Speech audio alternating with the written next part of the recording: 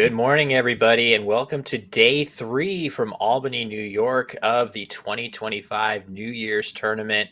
Some of you out there, some of you have already celebrated the new year, I think, in New Zealand and Australia. So this is literally the first tournament of the year for all of you. Jason Idalski, alongside me today. We're not quite to 2025 yet, but we're inching there 1 hour at a time. Another 14 and a half hours. The next 8 or 9 of which will be spent watching some high level Scrabble. Absolutely. So, yeah, we've got our players ready, but before we jump right into it, maybe a quick peek at the standings after day two. So you can see some fantastic performances here.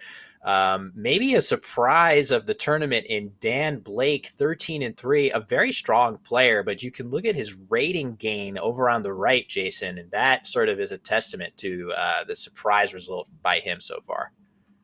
Yeah, great tournament. I've only seen him play once. It was a game right after lunch yesterday. That was one of those games that was kind of over in 5 minutes, where Dennis just kind of blitzed him, and Dan didn't draw much of anything for the whole game. But 13-3, in this class of field is nothing to sneeze at.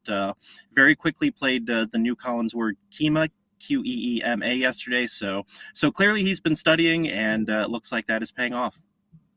Yeah, for sure. Amazing performance by him thus far. But in our game this morning, we're going to start out with the top dog. No surprise. Ben Schonbrun, 14-2, going up against number 4 in the standings, Matthew O'Connor. So we can preview that matchup now. And you can see these are two players, Jason. I think the two of us probably got into Scrabble at roughly the same time. So we were able to sort of watch from afar both of these two players ascend to the absolute highest level. Yeah, my Scrabble mentor Frank Tangredi tells the story of how when Matthew O'Connor was 10, he hooked an S onto the word query. Just not quite. You don't have quite a great grasp of how all the plurals work when you're 10 years old. But yeah, it has been so awesome to watch these two grow, not just as Scrabble players, but as people. Yeah, it's absolutely true in both cases. Two of my favorite people in the Scrabble world, but two fearsome players. And it's a shame that one of them's got to lose this game and one is going to take the win. Let's find out which one of those two it will be. It looks like it'll be Ben going first, and we might get the handshake. Very nice sportsmanship there. One of my favorite things about the chess world, Jason, is they have these compilations of handshakes between the players that range from, not that inspiring to incredibly powerful handshakes, two alphas at the table. I think that was more of just a friendly, these are actual friends here playing. I will have to look that up, because I'm sure they certainly range from the dead fish to the nearly breaking hands sort of thing. Yeah, for sure. But yeah, I know that these two are good friends, and it looks like Ben quickly electing to exchange on his opening move. In Collins, of course, I think he exchanged OUE, meaning he could have played our favorite cry of Bacchic Frenzy had he wanted to. But exchanging, Jason, certainly reasonable here. Yeah, a little surprised that he didn't go with EUOI there, drawing into ERS and giving himself a bunch of floating vowels to play through, but also might not wanted to help his opponent out. If you're vowel heavy, you can probably assume your opponent is consonant heavy. I don't know what your thoughts are on exchange EOU versus playing EOUI, but I like the exchange there. Yeah, I think it makes sense. In general, the theory behind that is that every tile that you put onto the board with your first play of the game makes it a little bit likelier that your opponent will be able to play a bingo through one of those tiles as an 8-letter word. Most of the 7-letter words that Matthew might have are still going to play after almost any positioning of Uoi. So Ben is trying to win the race to get that first bingo down. And in fact, he would have done so with his rack of relines if not for Matthew's very flexible rack containing the first blank of the game. He is spoiled for choice here. His only question is iterating through the alphabet, and maybe he can come up with a play that's a little bit more defensive than the rest. Not really sure such a play exists here, Jason. Yeah, looks like his options are miscuts, cultism, stickum, or dictums. So he's got four options. Miscuts. Not sure if you want to double the S, give your opponent another S to play through. Um, Stickum with making the blank a K is good, but again, then that opens up the S hook from which Ben would probably play relines. So not sure which one is best here. It's interesting because the four words that you just gave to the audience there, Jason, a couple of them already have an S hook on them, namely miscuts and dictums. I think I would favor one of those two choices if you could slot the C or the M on the double letter score in a way that was satisfying, just because stickum and cultism would allow Ben to hook them with an S if he has one. And remember, he just exchanged 3 on his opening move. That is typically a move you would see if in Ben's position, he's pretty happy with the 4 tiles that he kept on his exchange 3. And as a Scrabble player, nothing makes you happier than having an S on your rack, of course, except maybe the blank. So if I'm Matthew, I'm maybe going to try to prioritize playing a word that already is a plural here to deny the S hooking possibility to Ben. Absolutely, and great point with the exchange and leave inference there. I think dictums is with the eye on the star is probably right. Doubles the M, doesn't slot a vowel. Again, worrying about putting a vowel, slotting a vowel, giving up a cheap QI, ZAZE play. You're probably less concerned about that after your opponent has just exchanged 3. Matt does have cultism set up. It's the only one he's been shuffling a lot here. And cultism is the only one that he has set up, making me wonder if he is not immediately seeing the other 3 sevens in this rack. I would say that the words available in this rack aren't the easiest. Cultism is not in itself that easy of a find, but I would definitely say that stickum with a K is a challenging find for sure, making the blank a K, not the first letter that you're thinking of. And if he happens to not think to make the blank a D, or that miscut is already on his rack, that's one that you might see on your rack, but doubt the validity of. So you could definitely see cultism be played just because it is the word that Matthew is surest of, or maybe the only one he can find. But either way, he is using up a very good amount of time to make this decision, which Matthew, one of the fastest players on the scene right now. So he knows he can afford to go into the tank on a move like this, and he'll be able to make up that time later in the game.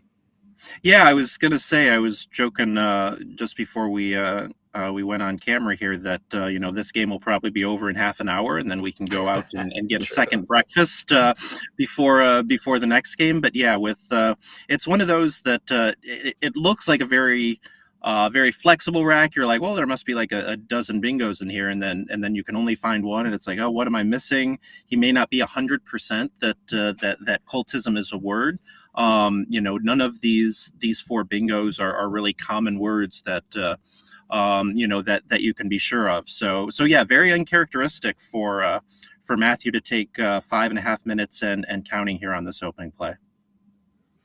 Yeah, and on the other side, Ben with his tiles disheveled, as if we watched any games of his previously, you'll know that this is going to be a little bit tougher to follow the action from Ben's side, those tiles every which way. But there is no question in my mind that Ben is aware that he is sitting on a couple bingos there, relines foremost among them, but maybe this slightly more obscure Liern's.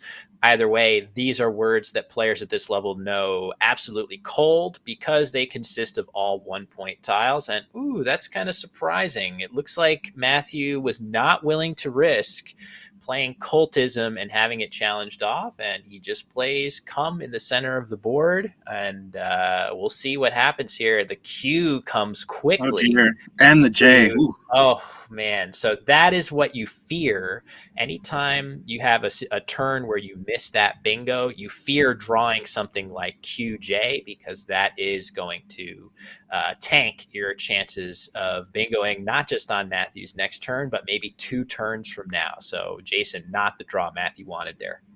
Yeah, in 5 point challenge, it's really hard to play something that you're not 100% sure of, and you're drawn into blank IST. You're like, oh, I'm just going to bingo the next turn, and then literally like the worst draw that you can imagine, that with the J and the Q, you might not bingo next turn. You might not bingo 2 turns from now. If he ends up playing a QIS or something, he might not bingo for a while. So yeah, just a terrible draw there. Meanwhile, Ben is in a similar situation. Given how long Matthew took on that turn, Ben has probably assumed that Matthew has a very good leave. Was looking for a bingo and is now going to try to find his most defensible bingo between relines, Liernés, as well as what plays through the C and the M. Yeah, that's tough because the highest scoring bingos all S hook on either side of come in the center of the board there. So all of the relines positionings that you would see would open up very nice tiles back to Matthew. So you could potentially see a sacrifice of some sort, but I do think that there's really no avoiding playing one of these hooking positionings of Ben's bingo. And he's just going to have to, looks like he's considering, Jason, using the board as a workspace a little bit and reconsidering where he wants to place this word. Yeah, we're using the board as a workspace, frowned upon, but we did see it a bunch yesterday with Dennis when he had both blanks. So Yeah, I think it's maybe technically there are rules about that, but I've never seen anybody actually enforce that. But okay, very quickly coming back with cheese and scums. Interesting thing there, JTT, the leave for Matthew. Had he wanted to, he could also have played jilts through the L of relines. Yes, it would have kept the Q, but JTT blank versus QT blank may not have been as different as it appears at first, Jason. Normally you'd want to dump that Q, but those two plays were close. yeah, one of the perils of being a very fast player is that sometimes you will miss stuff like that. Or maybe he just did the analysis quickly and decided that he wanted to play QIS. The two plays are very close. QIS does keep that top of the board open. Um, your thoughts on which of those two plays that you would have played in that spot. The interesting thing about it, before any attempt at computer analysis, is that QT blank is a little better than usual because of this open U. I feel like if you just draw any kind of balanced set of tiles, you actually have a decent chance of maybe playing a bingo through this open U, which if that were not the case, then certainly the Q almost always an albatross that's going to prevent you from bingoing.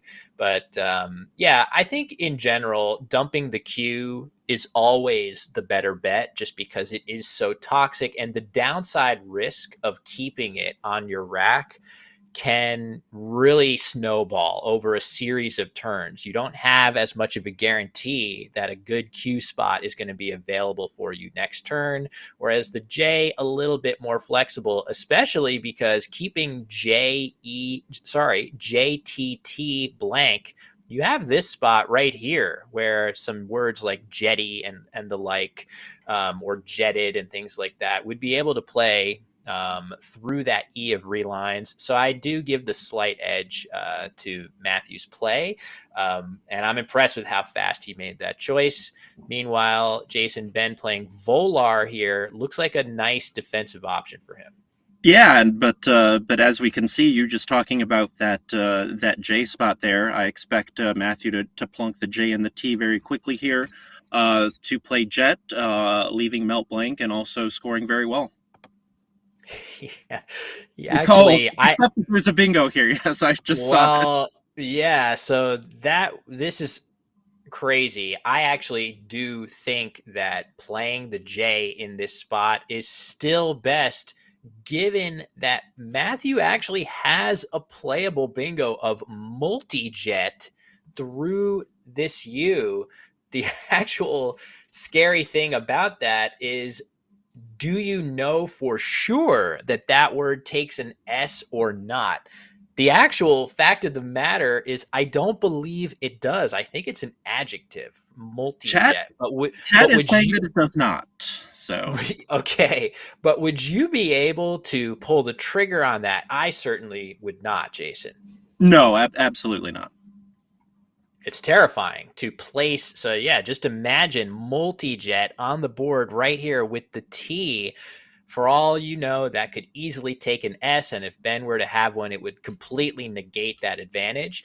That being said, if Matthew saw multi-jet and was 100% confident that that word did not take an S, I love playing it there, because then you can induce potentially Ben to play an S there and just challenge it off and win an extra turn in the process. Few of us are at that level, and I think most mortals would go ahead and play Jet exactly the way Matthew did.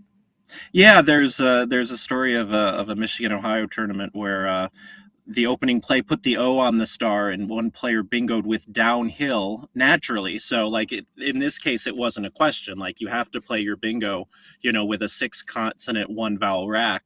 And the player who played it knew it took the S, whereas the player who didn't was sure that it didn't. So it basically stayed open the whole game. Until the bingoing player used it at the end for 60 some points, and it helped propel him to victory. So, Oh, wow. That's ooh, look at this. yeah, after Ben's play Eremital. Rip, yeah, Eremital, very nice. So I don't know why it's not coming up for me. This looks like a word to me, but oh, I see. Ben played Rip. I had his rack wrong. Okay, I wrote him as having a G on his previous turn. In fact, he had an R, so that makes more sense as to why that word actually fits, and that is a great play. Let me just reverse course and get the score and play correct here in our scorekeeping. That looks like a fantastic play, in fact, by Matthew. Easily the best bingo that he had available, with those nice hooks of jeté and ripe. That looks like a fantastic play, Jason. Yeah, that was very great board vision. I was trying to look at bingos that he had, and given the way that the board was set up, unless he was going to play from that U, and I'm pretty sure he didn't have anything, I thought it was going to be very hard to score decently. But very nice board vision. Seeing that E hook to jet to make jeté, and then not giving up on it when Ben also played in that quadrant. Yeah, for sure. There were other bingos available. In fact, through the M, he could have played something like Mealtime, which would have been funny. Not yet Mealtime for us well, I guess if you eat a hearty breakfast, it could be. But for those of you elsewhere in the world who are actually in the year 2025 right now, let us know in YouTube chat. I'm curious how many people have made it into the new year while we are still lagging behind. But yeah, this is a nice play by Matthew. And the nice thing about eremital also, as an adjective, it does not, I believe, take an S hook. And Ben has drawn an S, but doesn't really have a great hook for a bingo. He has the jeté spot, but that's not really that appealing to use. You can only fit a 3-letter word there. So, Jason, I'm wondering if Ben, with these duplicated A's and a little bit excess of vowels, maybe he'll look to play just something simple like Amu right here to get an S hook on the board that might really benefit him. Yeah, I really like Amu in this spot. Um, Again, unless you dump that S up there, you're not going to score. It looks like the highest scoring play, without using the S is only going to score 18. So again, my philosophy is your play should either score, leave, or do something to the board. And since you're not going to score, playing AMU leaves and also makes the board more amenable to what you're trying to do, which is get that next bingo down. With a fairly good leave, especially now that you're behind. Yeah, I like that axiom that you just put forth there, that your play should do at least one of those three things: of score well, leave something good, or do something desirable to the board. Isn't it nice, Jason, when you can figure out those plays that do all three of those things at once? What a nice feeling that is as a Scrabble player. And conversely, it's like the worst feeling when you look at all your candidate plays and all your candidate plays do none of the three. So that's a pretty Yes. low feeling.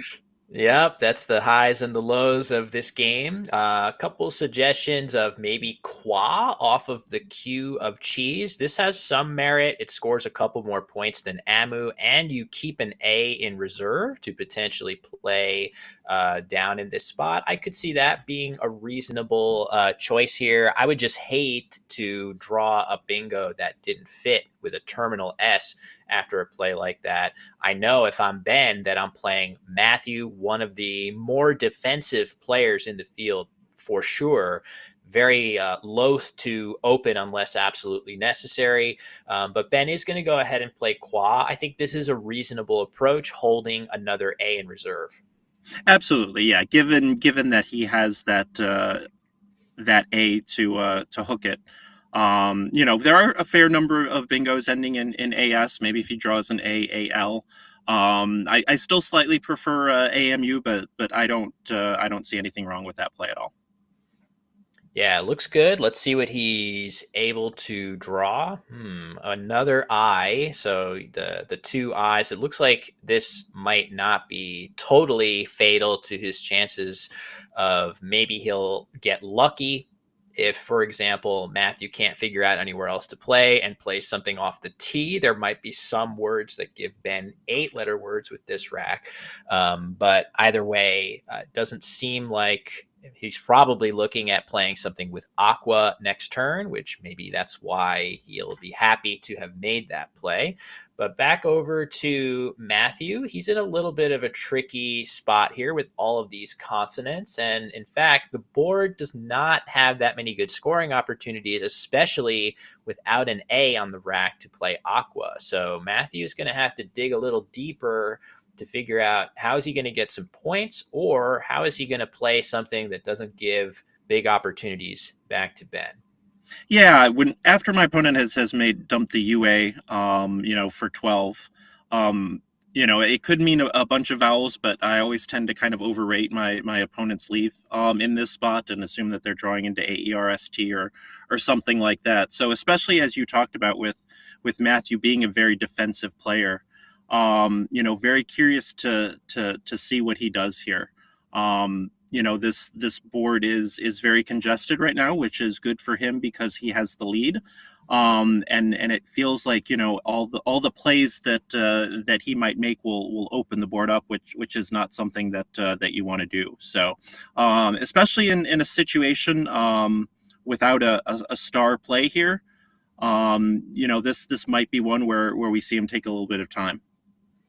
Yeah, just looking at every play, right? So some of the good plays, a suggestion of playing belly right here. This seems like a reasonable choice. I could see him doing that, but I would be very scared Yeah, that you are opening this that double giant double. double lane to things ending in ED or ES.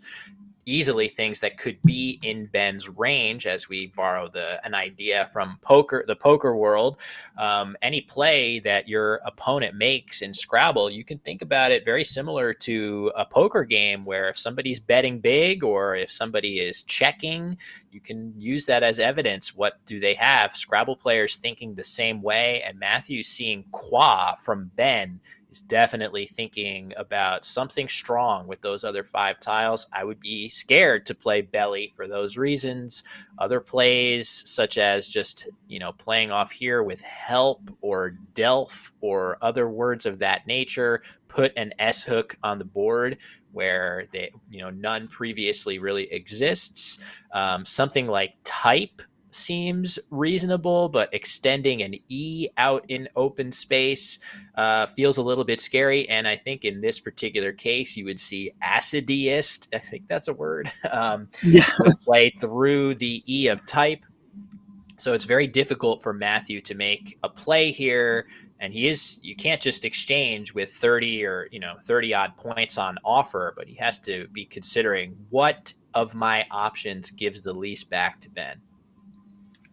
Right, and I saw type as well. The other downside to type is that you're leaving four consonants and no vowels. Mm-hmm. And if Ben's qua play, he was not leaving a strong leave. He just had 5, 6 vowels on his rack.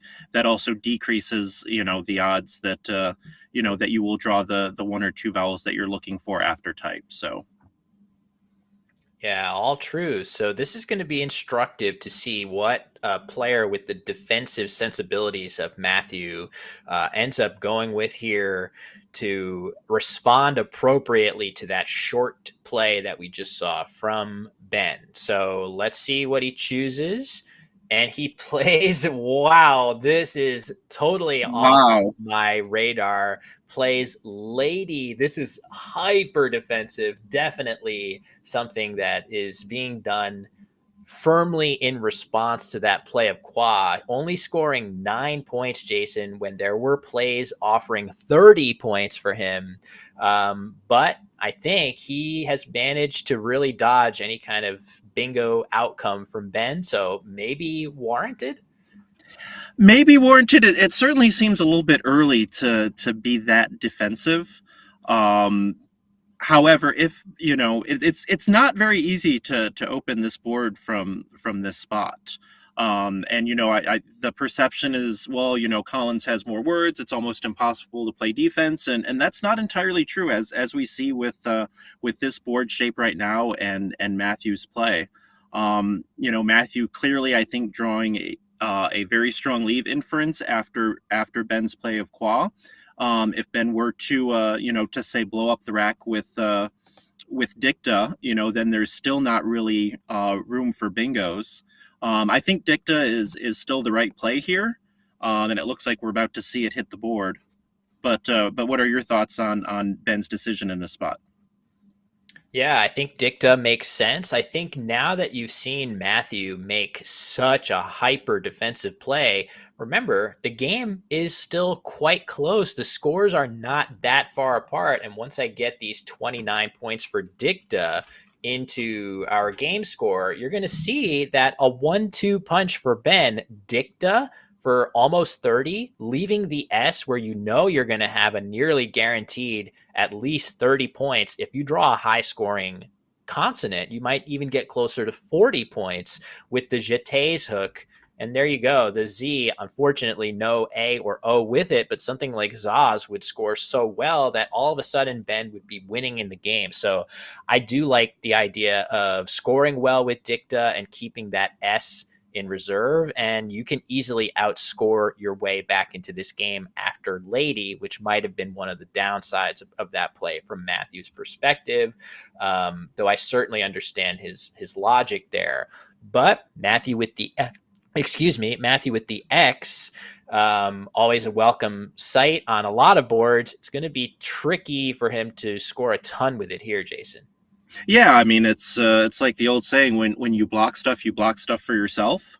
And Lady blocked a bunch of stuff, but it also blocked decent options that he might have had with that X. So he has chosen Mux, which mucks up the board further. It sure does. So this is definitely the type of board that Matthew is comfortable on. So I think that's part of the Lady decision was I'm going to maybe sacrifice a few points of score and leave value to get that board where I feel most comfortable. I do think that Ben is more than capable of operating comfortably on these boards as well. So I wouldn't say you're playing into his hand, but oh man, very nice. So Ben had an unplayable blitzes on his rack, but blitz for 52, very solid. And look at this nice response, Jason, by Matthew. Yes, very nice. Very nice to see Phoenix to that X in Mux looked to be the star play there. Yeah, also blocks the S hook on Jeté. Again, that wasn't a huge deal, but Ben was probably hoping for it to stay open as a nice little, fallback option to get a decent score in that spot. But Phoenix, of course, does open a triple as well. So I think we're very, very likely to see Ben try to use up that spot any way he can, even if he didn't have a good play in that spot, which he does with something like Hope. He could easily play Hope off of this P, scoring quite well. Even if he didn't have that good of a scoring play there, Jason, it is far and away the best scoring spot on the board. So he is basically going to be taking it no matter what he has there.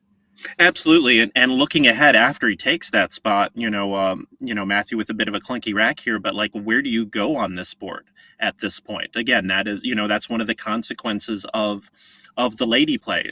When you block stuff for yourself. Ben's gonna, I assume, play Hope up there, take a slight lead. And if you're Matthew, how do you work your way back into this game? Yeah, it's going to be tough when that scoring spot goes off the board, which I do think we can expect to happen. I'm wondering if Ben somehow pivots off of that play. Let's say, for argument's sake, he plays something like Voice, which he's never doing. What would Matthew even have up there? But either way, Hope seems to be the clear best play from Ben's perspective. And now Matthew is really going to have to buckle down to find any kind of score on the resulting board here. Yeah, it looks like his highest scoring play with his best leave is just playing AW off of that Y in Lady for 420. Again, like I was just mentioned, plays that neither score nor leave nor do anything to the board. That's where you are, where awe is your best play, and it does none of the three. Yeah, that's true. And you can just see that not only would it only score 20, as you suggest, Jason, it leaves a really suboptimal set of tiles there with all of the consonants pretty much. I think is leave B, D, E, R, R after that. So things are getting tight. And as you can see, Ben has drawn the second blank. So he has to be feeling very good about his chances right now. Okay, instead of AW, we see BA. I'm just looking around. Maybe Matthew has a plan for that W. Maybe I'm wondering why the B instead. And we're going to see. Ooh, look at this. Ben is going to go ahead and play a nice looking play here. I worry a little bit about opening the board after such a short play, but Ben's going to take the risk. Maybe that's something you absolutely have to do, and it is Ben's only bingo here, Jason. So perhaps it's something you just have to throw caution to the wind and go for it. Especially considering that you're playing the third S and the second blank. Which I was going to mention is kind of a reason why Matthew may be playing a little bit more defensively.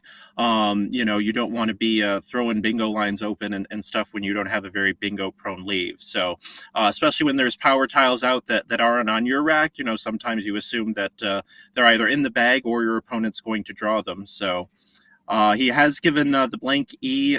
He has given Ben has given Matthew a spot for Wanderer.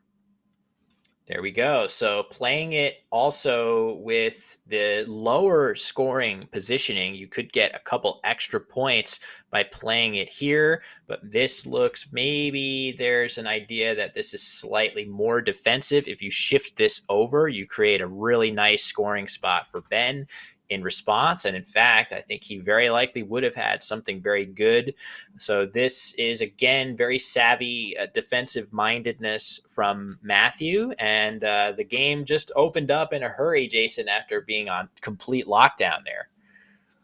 Yeah, Ben probably, wishing that maybe he had found, that maybe he had played a little bit more defensive, but Misgiven didn't score much. But what would he have done if he hadn't bingo? Like maybe diving from that D in Lady, but in a situation like that, I think what Ben did was correct. I think you play the bingo, even in this kind of worst case scenario where you kind of helped your opponent out. It's basically an even game, and now Matthew's bingo has given Ben a very big score with Awake to kind of take control of this game again. Yeah, for sure. So Awake is a great looking play by Ben, but on the other side, Matthew is very likely to play Roofiest pretty quickly through this S if he thinks of it and is confident in it. And I'm guessing he will be. And that's going to continue to all of a sudden this extremely compacted board, and there you see it about to go down. Has we've now seen 3 bingos and a 56-point play in the last 4 turns, Jason. Sometimes these Scrabble games really do turn on a dime. It's one of the one of the things that we kind of love about this game, I guess. That if before Misgiven you'd have told me these two players would have combined for 200 some points on their next 4 plays, I would have told you to drink some more coffee and wake up here. But yet that is exactly what has happened. And so yeah, neither player can kind of pull away and take control of this game. And now here we are in the pre-end game with 6 in the bag. Ben down 18 with most of the unseen high point tiles, the F and the Y, the two highest scoring tiles unseen. So Will, what are you seeing here for Ben? You know, obviously footy through that O and Roofiest, leaving ing is the first thing that stands out. Also looks like there's a good spot for Foy for 38. Yeah, Um, Foy, you're shouting out, and Footy as well, Jason. The thing here that I'm curious about is look at the unseen tiles. There's nary a high pointer in the bunch. So I wonder if you're Ben, maybe rather than using the F and Y together, maybe if you can find a good score with one and then the other, that makes more sense to do. That would be tempting here if you could come up with a play that was good enough scoring. The best that I'm seeing would be something like Jan right here, scoring 32, oh, leaving that's your clever. F for the future. I'm not sure if that's good enough to play over something like Foy, which scores 6 more points, 38 points, and it happens to keep a pretty good leave of TING, which look at this consonant Yeah, vowel ratio as well. TING stands a fantastic chance of filling up with a couple extra vowels, and maybe you get lucky and play a bingo here through the I. So a couple different directions that Ben could go, but he has to be feeling a little stunned that um, after misgiven when it seemed like he was on the verge of maybe seizing command of this game. 2 straight bingos from Matthew have him looking up, I should say, at Matthew on the scoreboard. yeah, and so yeah, Ben, you can see it looks like he's catching up on his tracking right now. And when he sees that consonants are gold at this point, and that he has 5 of them, and there's only 4 unseen to him, this might be a spot where you look at that blitz spot in the upper left quadrant there. Maybe look at that R in Roofiest. You know that your opponent is almost certainly going to be dumping vowels here. So does that maybe entice you to play footy just to make sure that he can't come up with some sort of bingo through the R? However, I think you would much rather leave 3 consonants and a vowel on this turn as opposed to 2 consonants and a vowel. So yeah, what is curious what championship player is saying here, what Sim is saying, and like I say, what you think the best play in this spot is. It's liking Jan here. And I think the funny thing about that of playing Jan is that you, instead of keeping 3 consonants and 1 vowel, you actually keep 4 consonants and Yeah. 1 vowel. And what can happen after that, right? You might think that keeping 4 consonants and 1 vowel. Well, gee, that's risky. What if I draw 2 consonants from the bag? Well, if you draw 2 consonants from the bag, Matthew is dealing with absolutely terrible tiles. It means that he's very likely to have 5, 6, maybe even 7 vowels on his rack. So that is far from the worst thing. And you do keep your F in reserve to score well again next turn. So I feel like Jan is a sneaky good play here. Foy, which Ben does go ahead and play is definitely the more natural play here. It uses all the normal concepts that you would expect. Use your high point letters, try to keep a good bingo leave. Definitely very, very sensible play that I do not quibble with. I do feel like Jan is the kind of crazy like a fox play that was available for him there. The more I look at it, the more I like Jan. However, it's also very difficult to kind of see that spot. That spot kind of looks dead with the V there, and with all the with all the consonants there. So I don't know if Ben just didn't see the spot. I think there's nothing wrong with Foy. However, given that Ben has left the S in the bag, it looks like we are going to be headed for a very interesting endgame here. Well, as chat has pointed out, Jason, Ben has just spiked a pretty epic draw here of tabooing through the B of Blitz, which Oh I my. highly, highly doubt that Matthew can possibly honor as a realistic possibility for do I need to worry about this here? I would be stunned if he does anything in that area of the board, especially it looks like he has Genua set up on his rack. Not sure where he hopes to play that, but there is a pretty crazy play available for him if he sees it of Avenue right here through the V of Wanderer. That looks like one of the few moves that actually scores any solid number of points. This is a tough situation for him. I don't think, Jason, I realized that Foy puts Ben up by 20, which is actually a pretty good amount with all those 1-point tiles to imagine on Matthew's rack.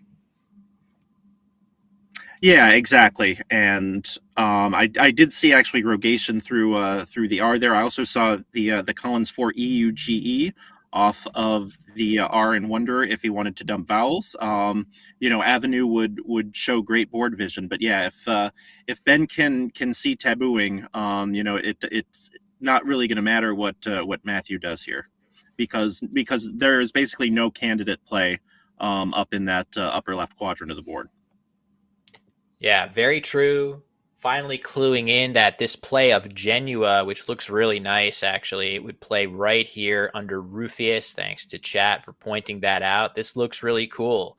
This is a nice way of scoring a solid number of points and also blocking at least a few of the threats that, from Matthew's perspective, you could definitely see some number of things still fitting, for example, through the R or I of Misgiven, that Genua would block those, really leaving only very unlikely plays. I don't even know if these plays exist through the I of Misgiven going across the board, and it leaves the B of Blitz, so it does not look like a serious threat whatsoever.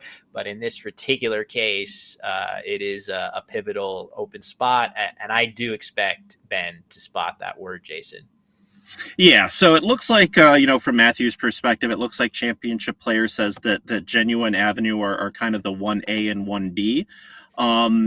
Given that Matthew has all the E's, he may want to kind of keep that spot underneath Wanderer for himself and himself only. Playing Avenue would potentially allow Ben to play there. So I think Championship Player gave a slight edge to Genua.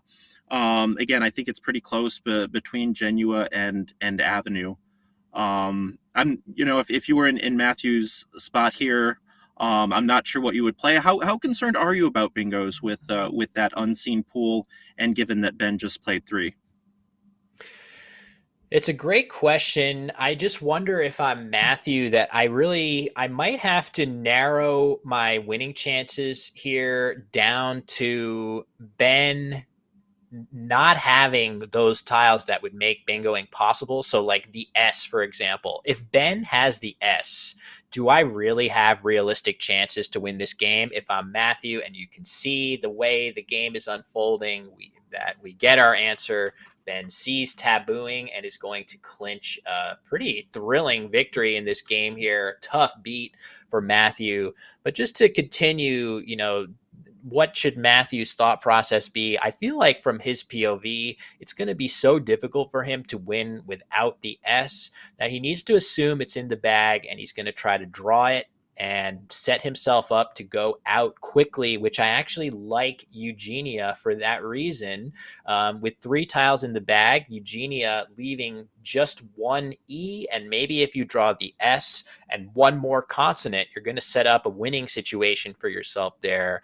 And that might have been the best that Matthew can hope for. So, in any case, wow, Jason, what a game here. Really a tale of two halves of this game. Yeah, Eugenia, I think, certainly has some merit. The thought that you're going to have 3 tiles, close end games are usually won by the person going out first. So if you have 3 tiles, even on a board such as this, you're probably going to go out first, and maybe he saw that as his path to victory. Yeah, I feel a little bit like like Stefan here. Like this game had everything. It had missed bingos. It had Nice reference. defense. It had back and forth, 3 bingos and a 50-point play in a 4-turn span. Such a great start to the day. And it had, juggling fire eaters, Right. wearing polka dotted suits or whatever Stefan would say to that. But yes,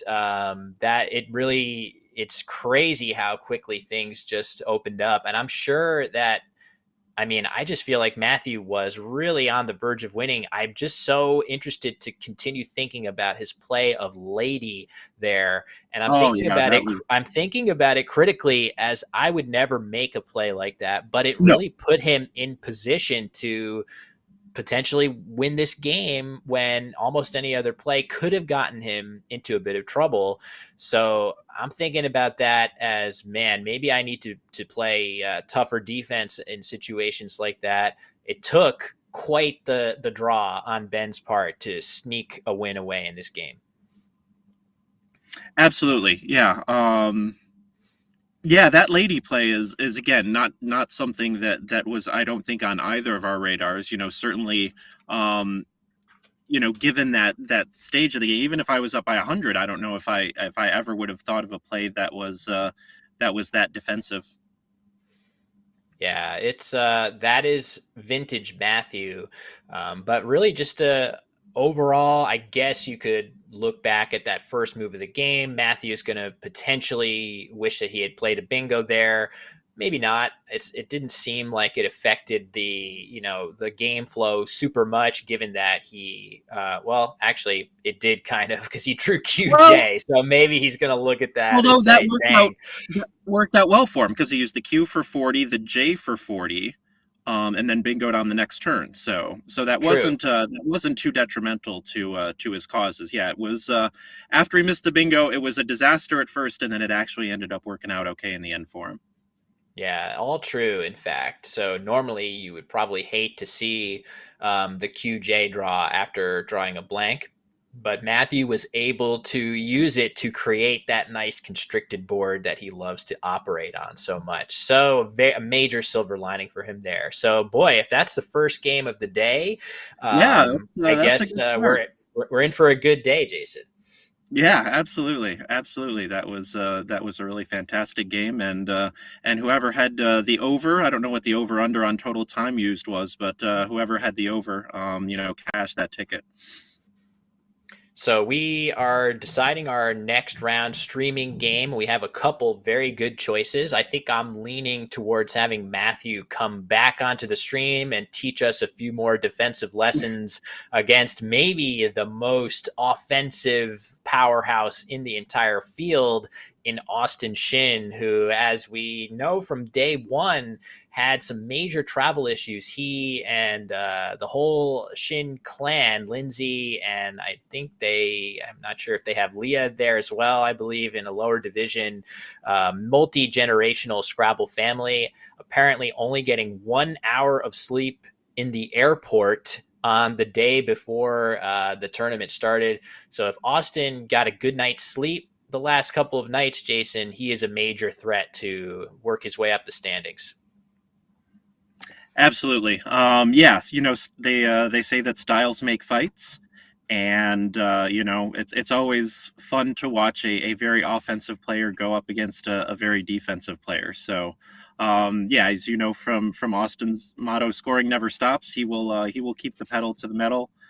for the whole game. And if Matthew has an opportunity to make a ladylike play, again, it'll be a very interesting game. So very much looking forward to it.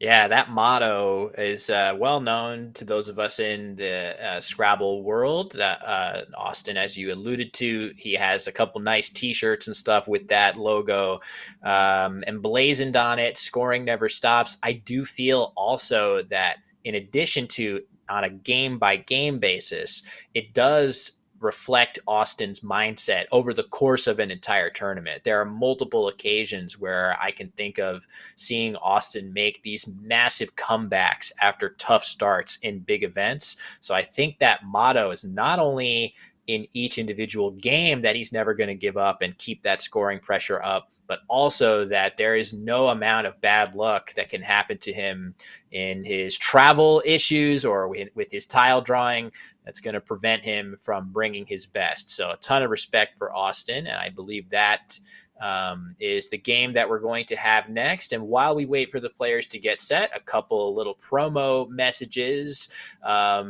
Have to give a huge thanks to, of course, the dual sponsors of the event here today.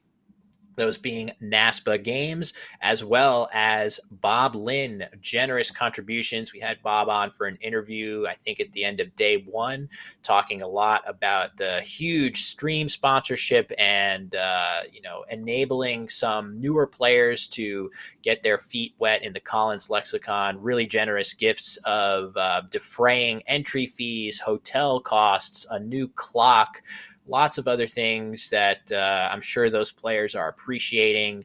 Thank you so much to Bob for that. And of course, we have to shout out Let's Play Scrabble.com. We got Josh Greenway, our, absolutely relentless producer behind the scenes, also organizing the tournament with his partner, Kieran O'Connor. Easiest way to show your thank you to Josh is to just click a few YouTube buttons. It doesn't hurt. It's so easy. Clicking the like button, clicking the subscribe button. It feels good. You're helping Scrabble continue to grow, supporting Scrabble streaming. What am I missing, Jason? Anything? No, you have covered everything and then some. The only thing you missed was was plugging your YouTube channel there. While we have a couple minutes, as long as you're clicking like and subscribe buttons, Will Anderson's YouTube channel is amazing, and you should check that out. But yeah, it looks like Austin may still be playing his game, so we still have.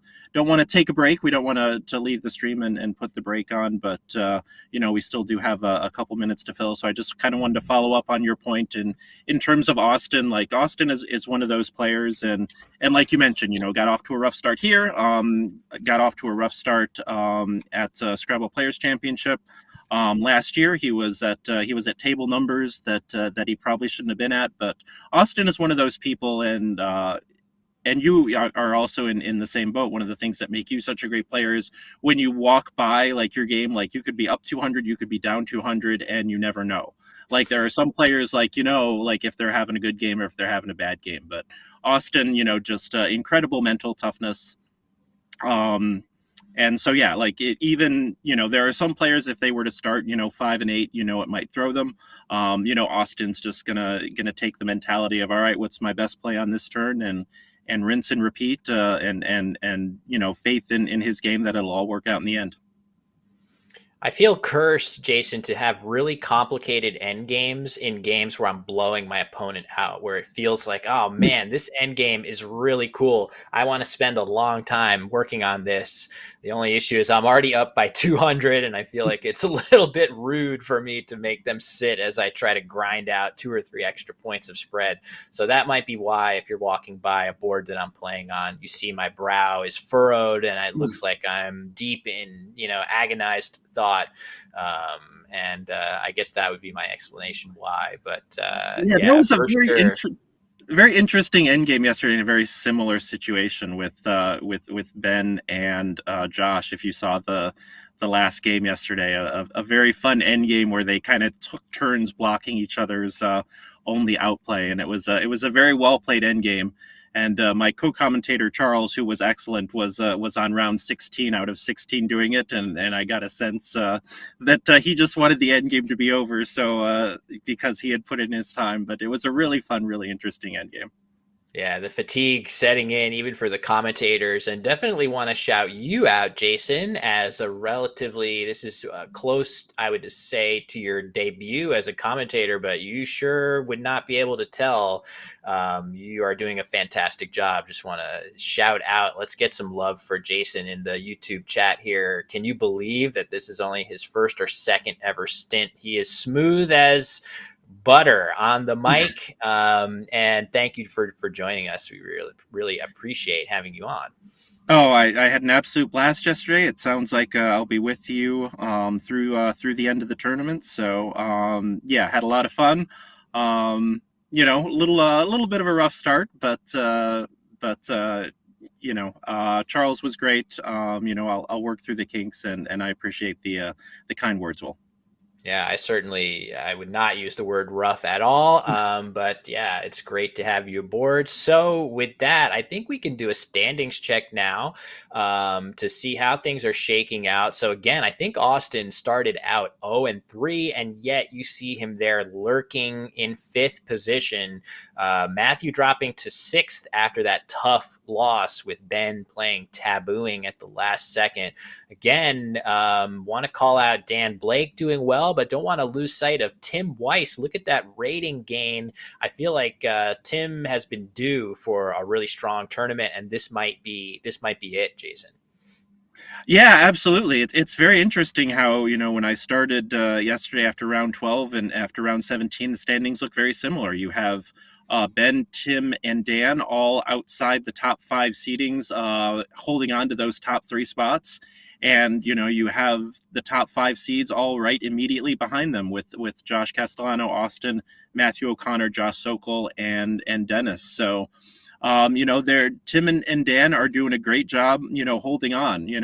Can they hold on for 11 more rounds is the question, and we'll certainly find that out today and tomorrow morning. But two fantastic tournaments from both of them. So no matter what happens the rest of the way, definitely applause worthy. Yeah, you love seeing those 100-point rating gains too. For those of you that are looking at the ratings on the far right there, that is a very hefty chunk. You do not see rating gains like that very often. And yeah, let's see the scoring averages here. Oh, never mind. This is even more Well, appropriate to look at the rating gain leaders. Very nice. Even that, it's hard, Jason, to gain rating when you already have a lot. That makes Ben Schonbrun's 50 rating point almost gain at this tournament all the more impressive. absolutely, yeah. When you come in as the sixth seed, but then again, when you go 15-2, it That even does help. Yeah. yeah, that like you're going to gain a decent chunk of rating points, regardless of who you're playing when you're 15-2. So an amazing start by Ben. Yeah, no question. And we'll see if he can keep it up. But with his pedigree, I would not be surprised. Let's take a look. And all right, a familiar face that we haven't actually mentioned as much as we see Austin getting set to sit down. Josh Castellano, he is the reigning North American Collins champion. Got to shout him out for having an absolutely incredible scoring average, 466 per game. And of course, Austin right behind him, Jason. Yeah, and I believe that in looking at his cross tables page, I think Joshua has won his last 4 or 5 tournaments, starting with SPC over the summer. So trying to make it 6. Can't seem to quite break into that top 3 yet, but still 11 rounds to go, and I'm sure we'll see him on stream fairly soon. Yeah, some of these players are, for example, Josh Sokol, Jason Keller. They are not at the top of the standings right now, but their scoring averages suggest that they're still playing a very solid brand of Scrabble. Sometimes you just need, it's kind of like in, one score games in football or in one possession games in basketball, who's going to have that best record. And sometimes the ball bounces against you more times than you would expect in a particular tournament. But for any of those players, when the ball is bouncing in your favor, you would see really incredible results. The scoring averages is kind of, Jason, would you say, a little bit like point differential in professional sports? Absolutely, yeah. As we look at the preview here, Austin having won his last 4 games, and none of his opponents scoring above 412, which in Collins, especially given the caliber of the people he has been playing, um, shows that as you mentioned, the ball may be starting to bounce his way, and he may be ready to start making a move into that top 3. Yeah, which would surprise absolutely nobody. So it looks like the players are getting set to begin. And this is, you made a comment to the effect earlier, Jason, that the stylistic, styles make the match here.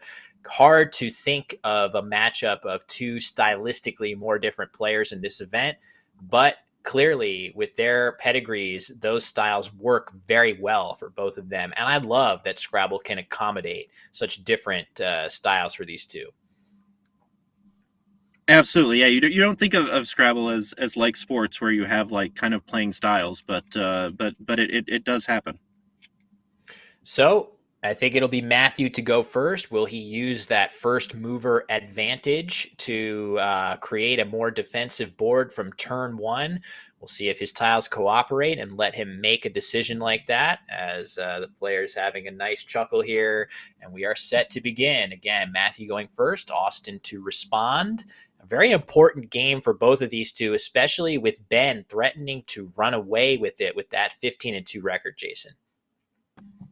Absolutely, yeah. 2 game lead, and you just want to make sure that you stay attached to him, that you kind of keep him in range. So really big game right here.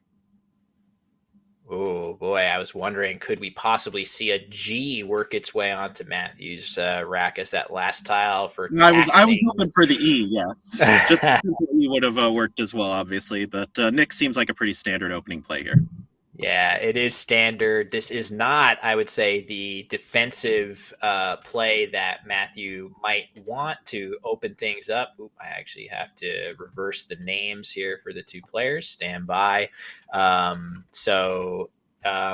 Nyx notably takes an E as a hook, which that is not the play that you're looking to make to establish defensive superiority over this game. But it is the move that you want to make if you want to win this game, because you're undoubling your ends using your X and keeping a great bingo leave. So we like it for Matthew. And as much as I would assert that he is a defensive minded player, he's very comfortable finding words, playing bingos, doing all the things that we associate with offensive play as well. Yeah, and this is feeling like a repeat of our last game. Matthew goes first. Matthew makes a 3 tile play, and Matthew leaves excellently. And Matthew draws the J and other clunk into a very good leave, which may hinder him for a while. So we'll see if the trend continues and he can get out of it like he did the first game. But neither player has much over here. Yeah, neither player has an E, most notably, or I guess you could also add a Y in the mix there, as Nyx also takes a Y hook for Nixie. Neither player with a Y, that is, there's only 2 of them in the set, but neither player with an E when there are 12 of them in the set is kind of rare. So we're going to see, we might not see that hook get taken for a couple of turns, and maybe with the right overlapping play from Austin, it might not get taken at all. Yeah, looks like haven't really looked at the candidate plays here. Obviously, it'll be some sort of horizontal play, overlapping using that X. Looks like Ludo on top is best, and that's what it will be. Yeah, that looks like the best that Austin could really do, making sure that he's using one of his 2 L's. And immediately in response comes Taj for 26. This is a play that Matthew likes here because it gets rid of that J, getting probably that's his highest scoring play as well. And now you could imagine Jun, this does not take an S. course, Ludo's is still available, but Matthew is probably hoping with that V on his rack, if he can just draw a play here, the right defensive play with Vox would create a total lockdown board here if he can somehow, like, for example, what if Austin plays an overlap right here that doesn't give very much back? Then Matthew's probably hoping he can use the V that he kept to make a defensive play and create an absolutely horrendous board for Austin to play on. So that's probably his hope, but I don't think his draw really cooperated. Matthew's draw, that is, Jason.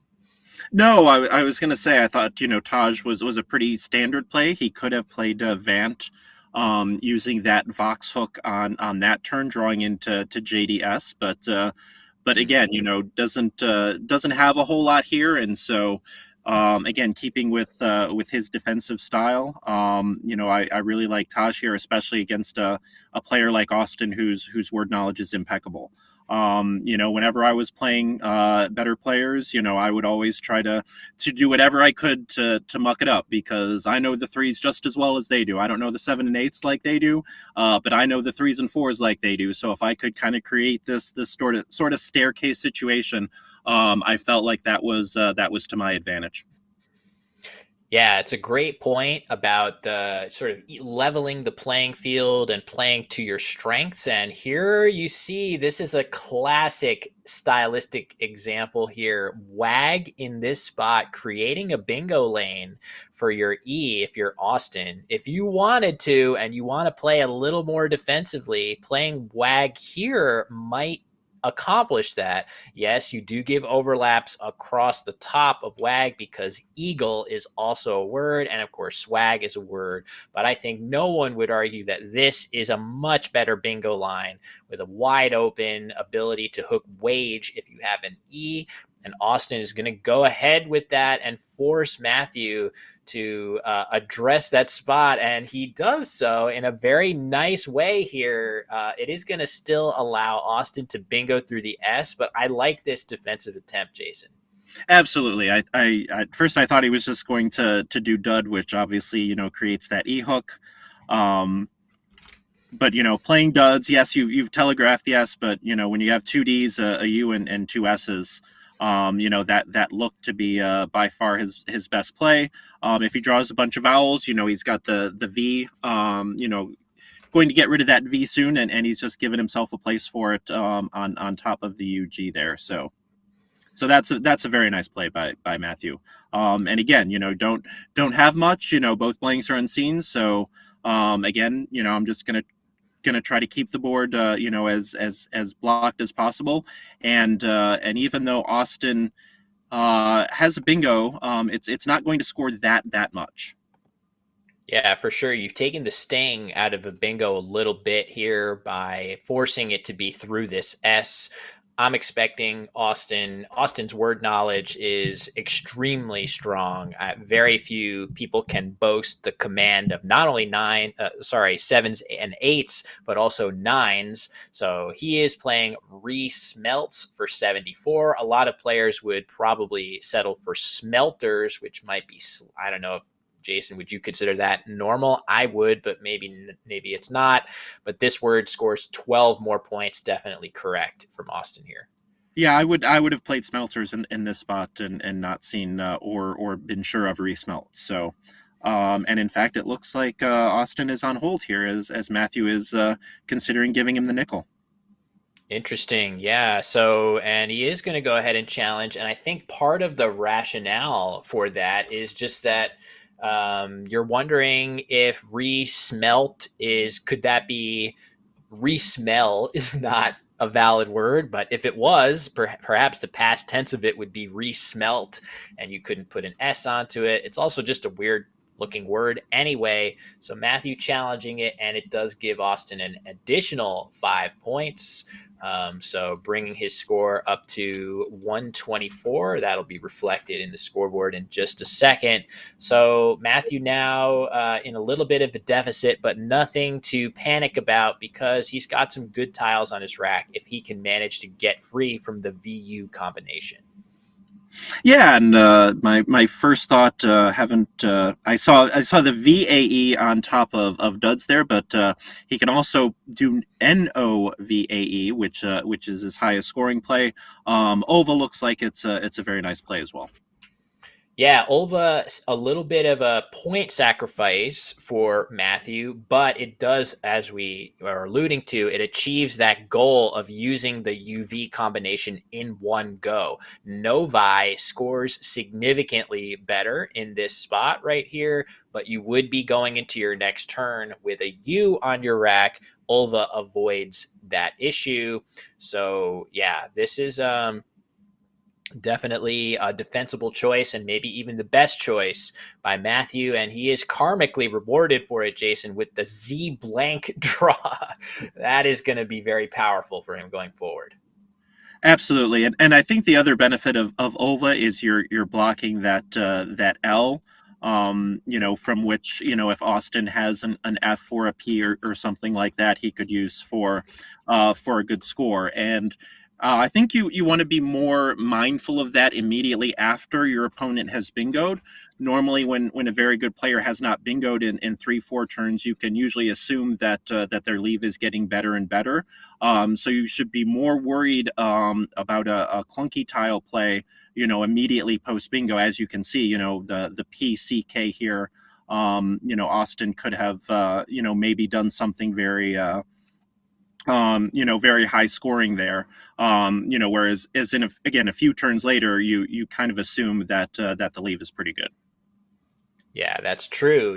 And you mentioned it earlier, Jason, where you said you had a tendency maybe to assume your opponents are holding a little bit better than they actually are. I actually think that's a good tendency to have. I think it's a good idea to give your opponents the respect of, yeah, if they're making plays, leaving 2, 3, a low number of tiles, they probably have something good, and you got to factor that into your decision making. I feel like over time, I have gone from being extremely cavalier with what my opponents might have. Now I'm closer to where I want to be, but I think I still could do a little better at giving my opponents credit and making those defensive moves. Not an issue that Matthew has at all. And Austin is thinking about a bunch of different choices here, all of which I think are going to involve placing his K in this spot right here. He's thinking about playing Peck, now Peak in this spot. Maybe keeping the C, which is a very good bingo tile in general, one of the most misunderstood tiles, I would say. Thinking about keeping that C to give his bingo odds a little bit of a boost. Yeah, looks like Quackle might have liked Peck, Pecke. I was just checking to confirm that is not an NWL word, and it is not. So yeah, Mm-hmm. Peck takes the E back hook in Collins, so that would have been an option as well. Um, thoughts on Peke here. I think it's very, very close between these two plays for sure. I think, it's one of these things that a computer is much more suited to analyze than a human. You have to decide if I play instead of PEKE, if I play PEC in the same spot, that gets me 3 more points, which is quite good. But keeping the C improves my odds of bingoing by some unknown amount. It's going to pump it up a little bit.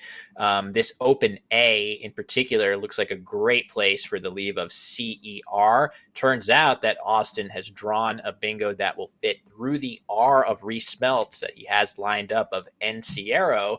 But either way, keeping the C will help you to bingo, but is it worth sacrificing 3 points on the scoreboard to do so, given that you're still going to bingo a fair amount even when you use the C on that turn and collect those 3 extra points? So I almost always defer to a computer engine for those types of nuanced, do I play this? Do I try to maximize bingo percentage?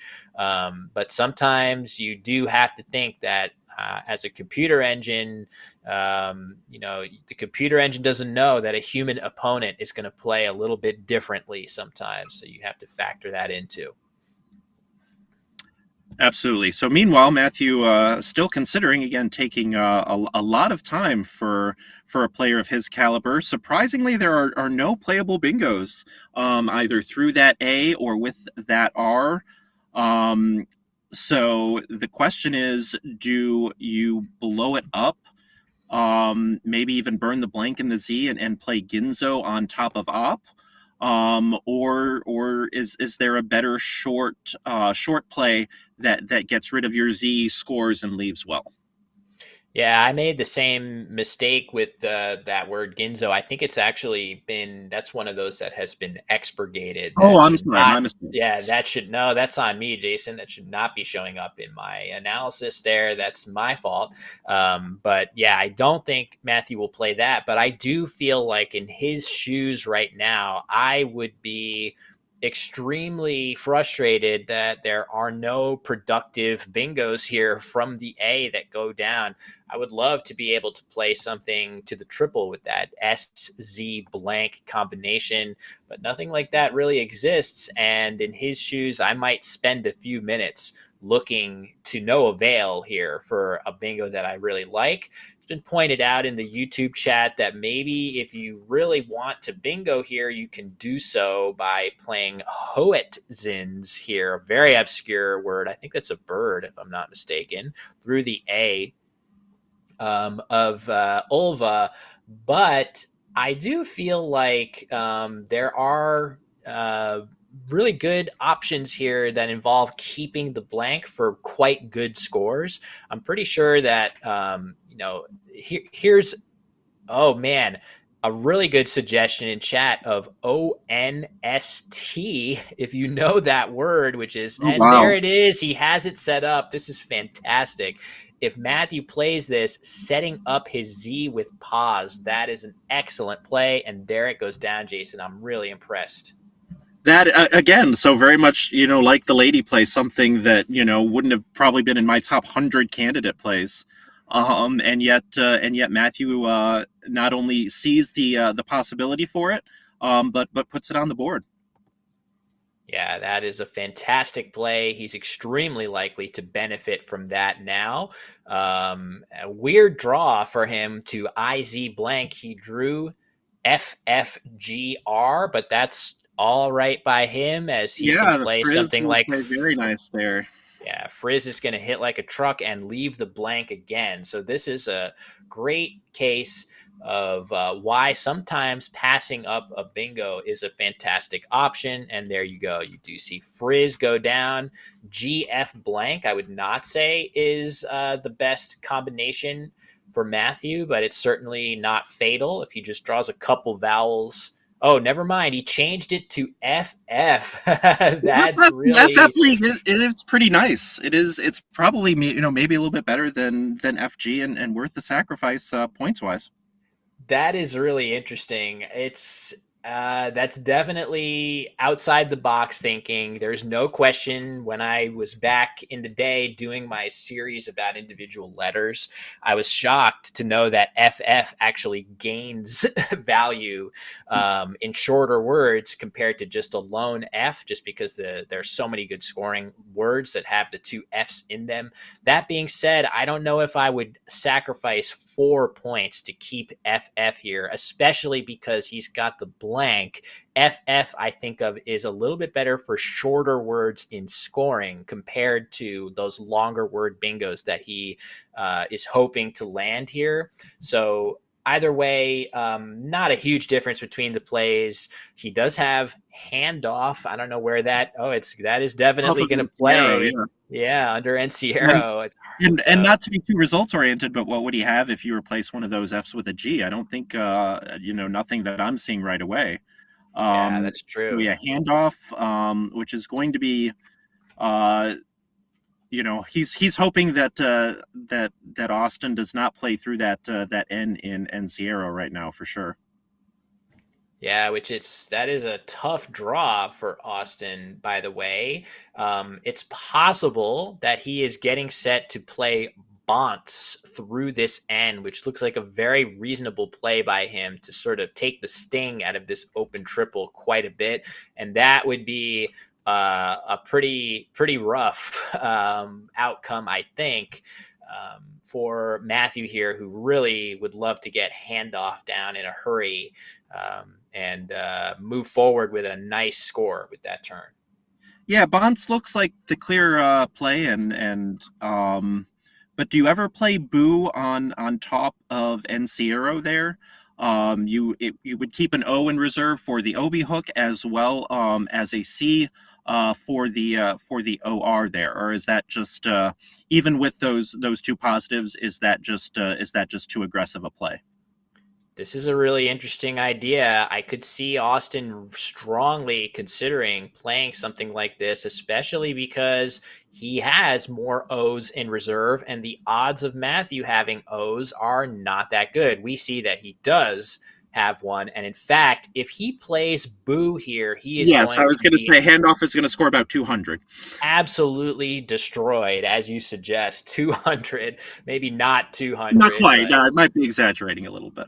yeah, so Boo, that would be the ultimate results oriented thinking. I think there is a case to be made for it. However, I think at this score, Austin, I know we were talking about what an offensive player he is. I think Austin would consider playing Boo if the scores were reversed.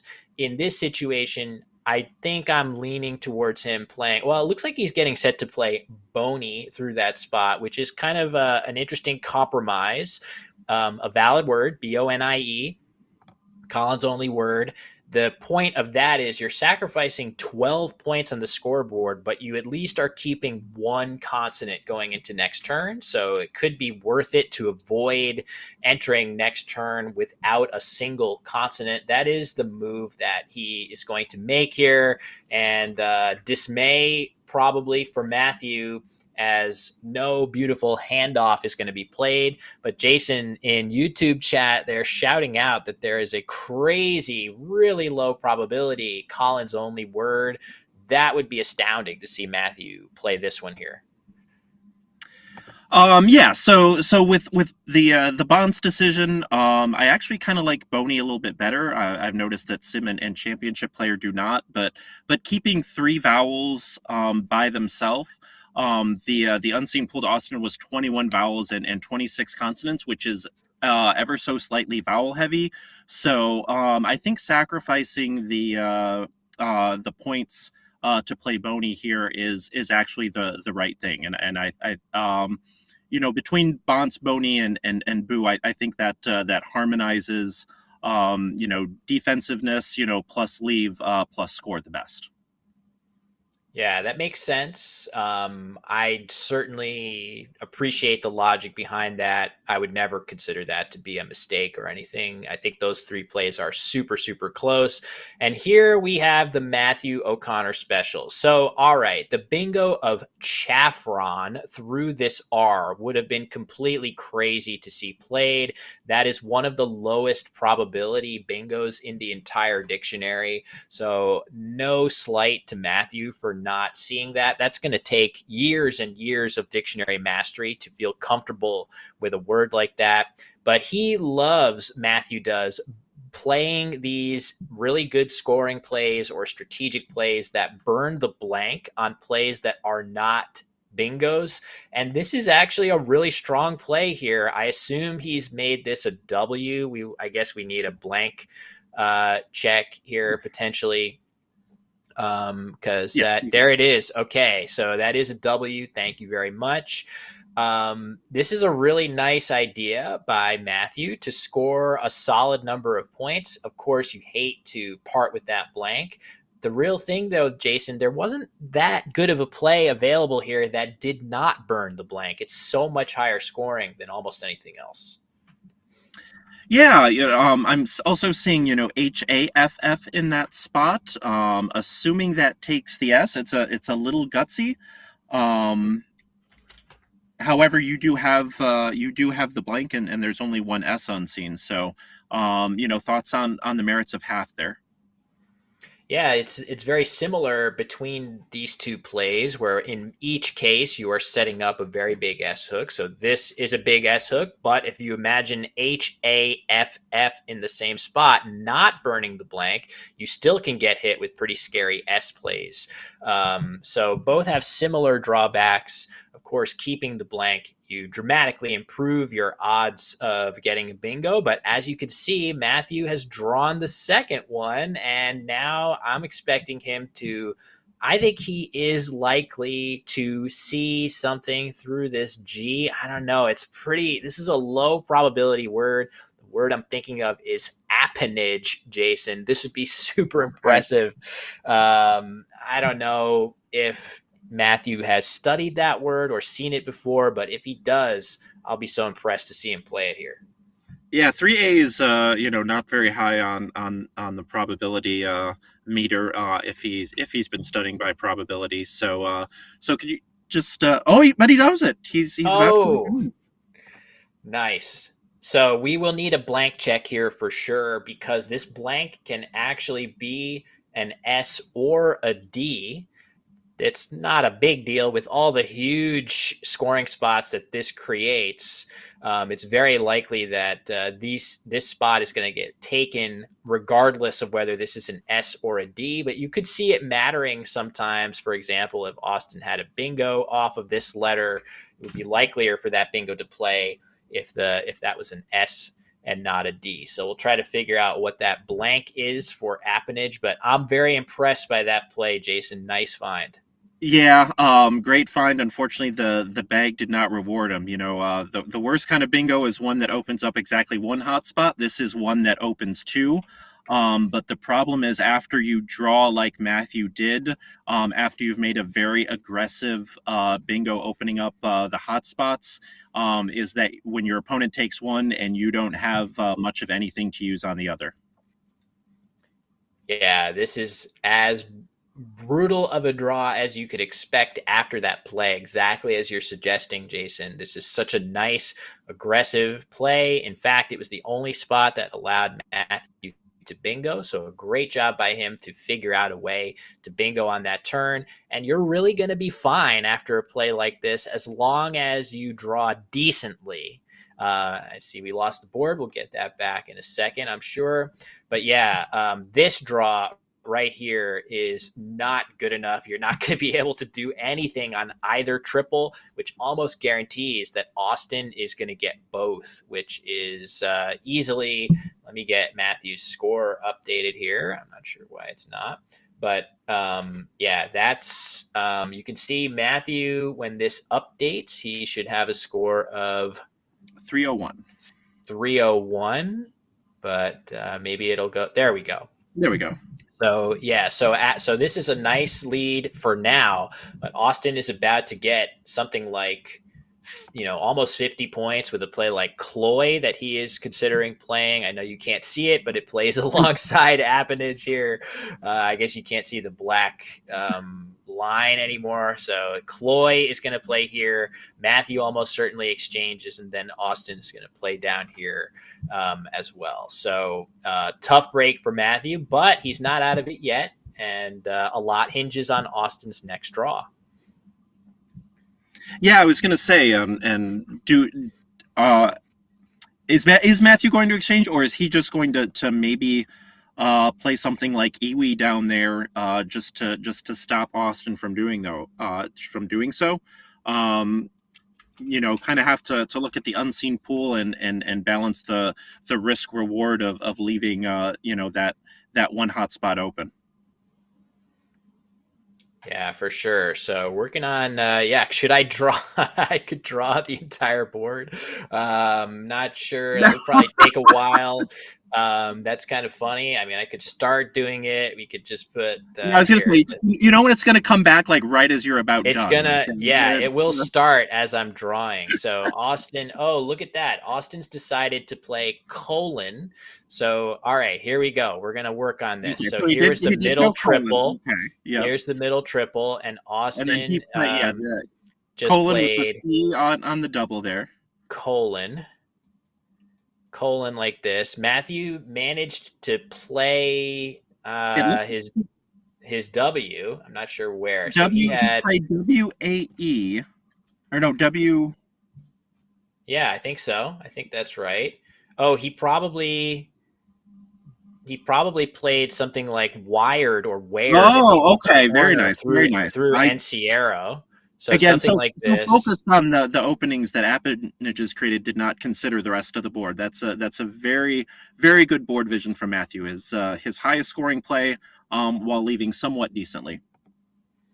Yeah. So yeah, I think Wired was the play. Austin keeping this Y, which is kind of a cool idea because that gives him a good consonant now to use in the other triple, which I'm guessing is actually open. So all right, I think we got producer Josh on it. He's saying stop. All right, there we go. Okay. Stop the fight. We're gonna get this Ah, fixed.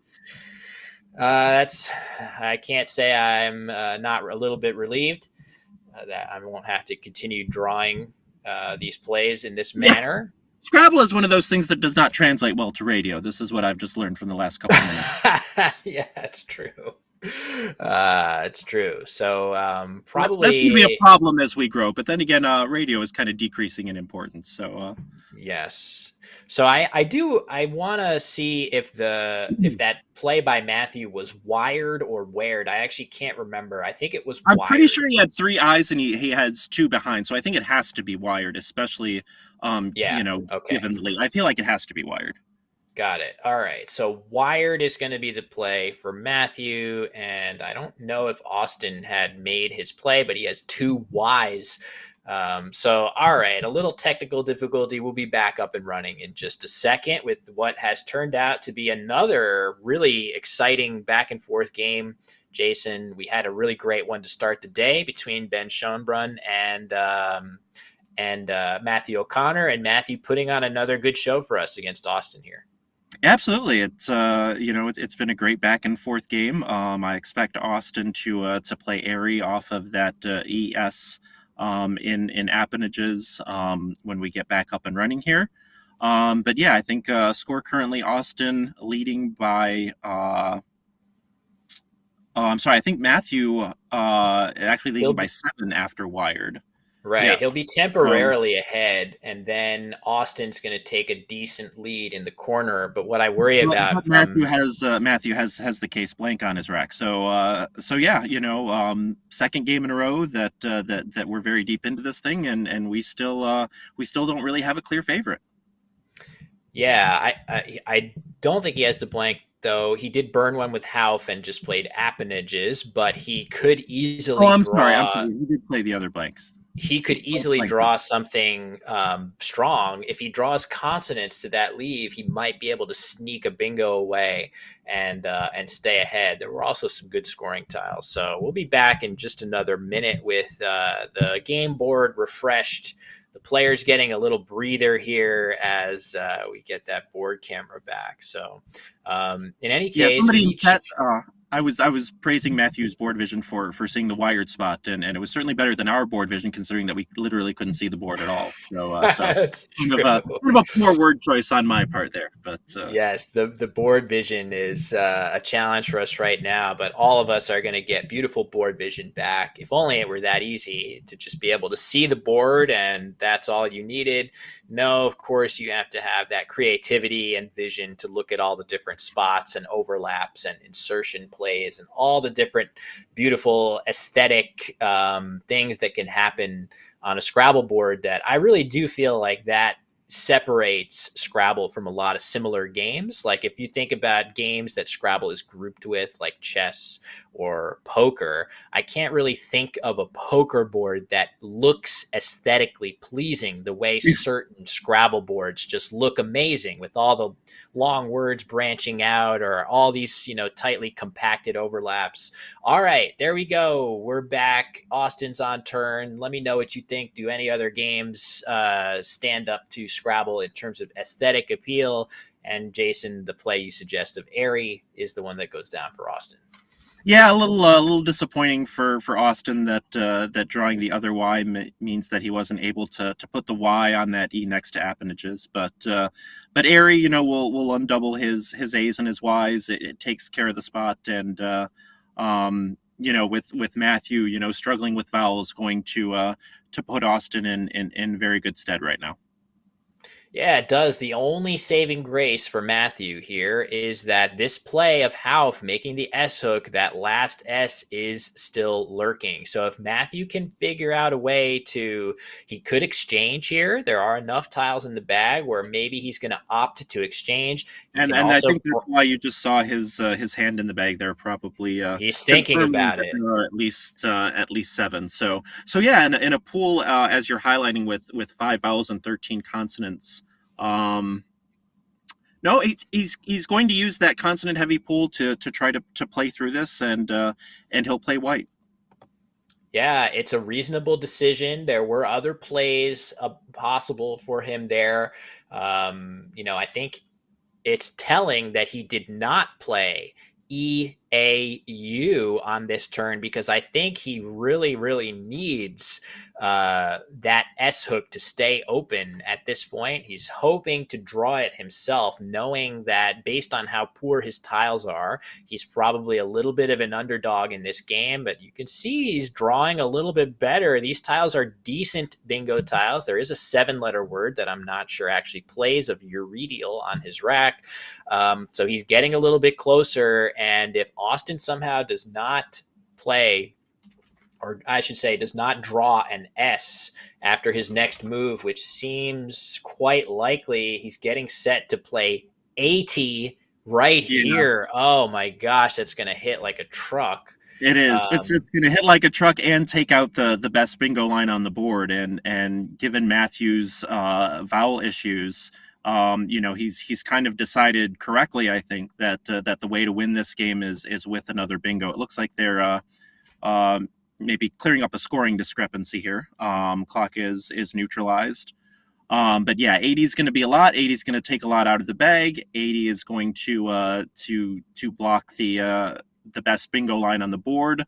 And looking at the unseen pool, I'm just trying to determine how many tiles are going to be in the bag after 80. Yeah, so it's right now there are 8 tiles in the bag. So that gives Austin a fantastic chance of drawing the last S, but you never know. It could stay in there.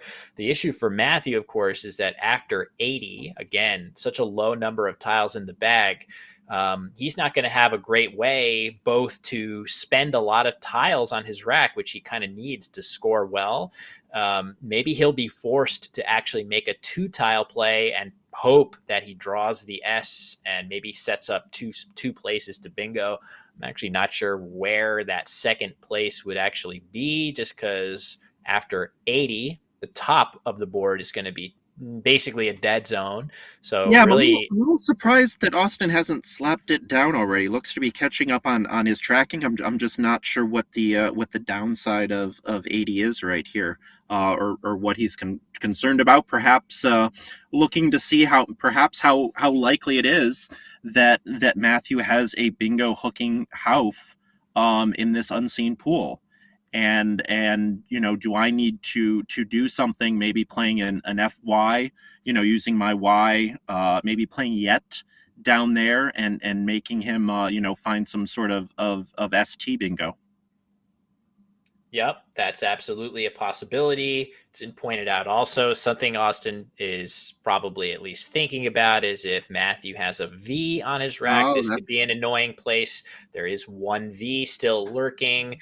So I I share your surprise though, Jason, that this is not on the board. It's just that look at the score. It's a tie game. You have to not only worry about your opponent bingoing, you have to also try to make sure that you can outscore your way to the end of the game here too. And 80 basically guarantees that you're winning every time as long as Matthew does not bingo. It's just so many points. And I like to see him get this down here. If you're Austin, you just gotta breathe deep and pray that Matthew does not have a bingo right now. But even then, I feel like depending on, as long as it's not a devastating S bingo here, you can probably withstand it in the end game some of the time. Yeah, how much was 80? I didn't even look at how much it scored. 46. I see. So yeah, so 46. even if he bingos say like a V bingo, from Volva, what's that? That's going to score about 80, so you're only down 34, maybe you can even then I think with Matthew only having two tiles, I think you're pretty much going to lose to any bingo after 80. That's true. Yeah, that's true. I think the end game, unless you draw something really bad like the V and like BV or something like that, maybe you Yeah. could draw something that terrible. And that would cause you not to be able to go out in one move in the end game. Other than that, you're right that, in fact, almost any bingo from Matthew could be fatal here. But Matthew does not have one, and now he is in a tough, tough situation. And as we can see, the S finding its way onto Austin's rack here, that's going to make things very difficult for Matthew. Yes, and the score is not tied. By the way, okay, there we go. Just updated. Yeah, sorry. So yeah, so two in the bag. You're Matthew. The good news is that you're looking at a lot of consonants. Um, so yeah, Will, you're a lot better at this than me. What's the best fish here, to give yourself a chance to bingo out and win this game.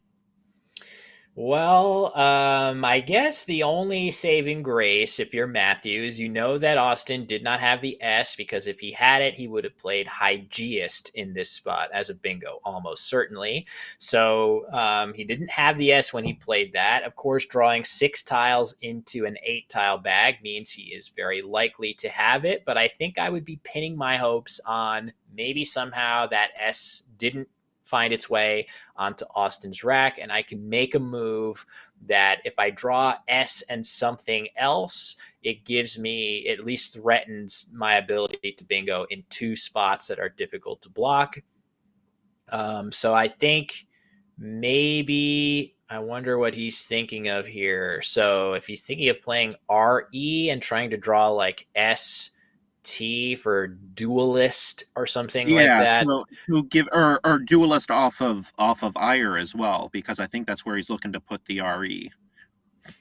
Ah, okay. So wait a second. Where is that going? So Oh, off of like the Ire, this. so RE right there, right. So then if he draws the ST, he has duelist in both spots. There you go. That looks pretty good. That's hard to deal with.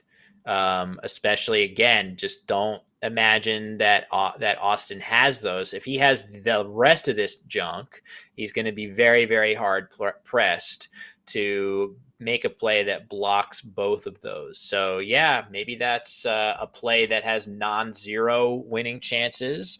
Oh yeah, Hygiest, right? Good point. Hygiest and House would be where that goes. I Oh, was there, just yeah, that's looking. where it would I have was just gone. Yeah. looking. Yeah, I was That looking at the 80 spot and imagining what else could he play there. Of course, yeah. If he had the S, it would be playing here instead. Good point. I think you're So in a yeah, situation where you even if you I think you're in a situation where even if you hit the bingo after Ire, if Austin plays, Vast, as we see that he has, or something hooking the S to Houth, I think if you're Matthew, you have to assume that the S is in the bag. I think that's where your winning paths all start. I don't think that you have a winning path if Austin has the S on his rack right now, regardless. Would you agree with that? yeah, it's tough to imagine, just because I do feel also like the S probably gives you more flexible options to make longer word plays that might get in the way of 2 spots at once. So, I could easily imagine. So, again, if this is, no, I guess I'm imagining like if you played something like Isle, right? Something like this to There try you to go. open That's interesting. another lane. I could imagine maybe with that S in hand that Austin could make a word in a lot of cases long enough to block both positions there. So without the S, it becomes much tougher. This is tough. Matthew iterating through a lot of different things. He has plenty of time to do it with, of course. But it's tough to imagine what he's going to do that gives him bingos in two spots. Maybe he'll try to draw the V as well if he can come up with something that gives him a play here. But I also Jason, just this noticed is that, this is tough. yeah, that Nick spot has been open the whole game. So if you somehow draw 7 starting in E as well, that's another potential bingo line. True. That is Even though it's true. not going to score, it's not going to score very well. Notice that But yeah, it seems like Matthew is only considering playing two tiles here and emptying the bag.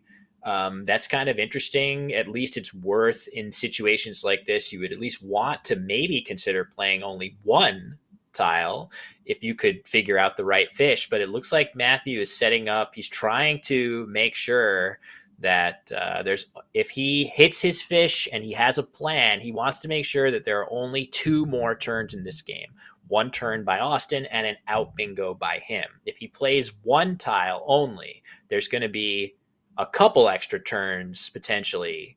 Well, I guess maybe it's still only going to be two turns for him, but yeah, I take back what I said there. I, that's I okay. think I Championship think maybe player has. There are some winning paths here apparently. I more than I thought that there would be. hmm, It looks like AUF wins a quarter of the time. I'm not sure I see that. Through that first F in Hauf.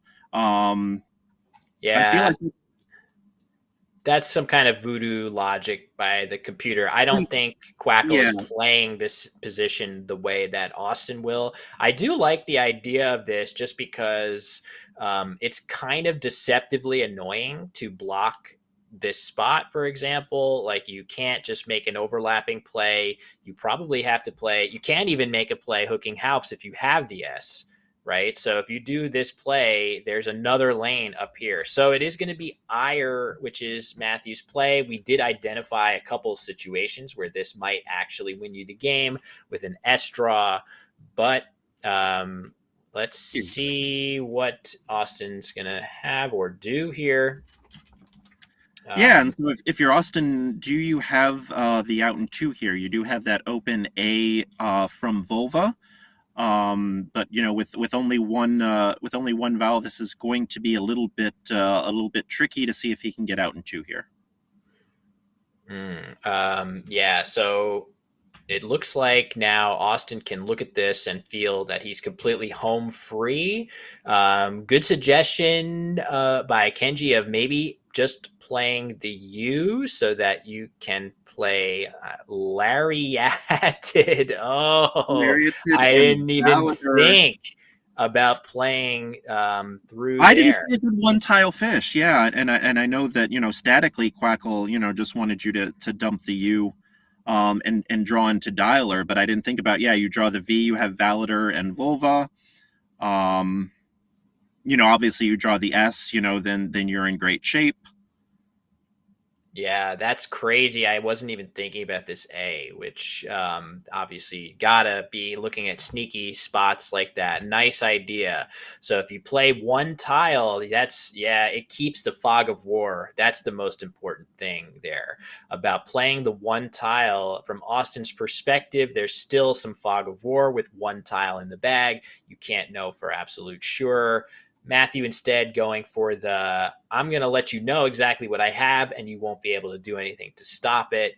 But yeah, I do like that approach in retrospect of just dumping the one tile and going for something sneaky that Austin will have to prioritize a different spot to block. Cool. But either way, it is academic, Jason. It's going to be Austin's win here in this very interesting game.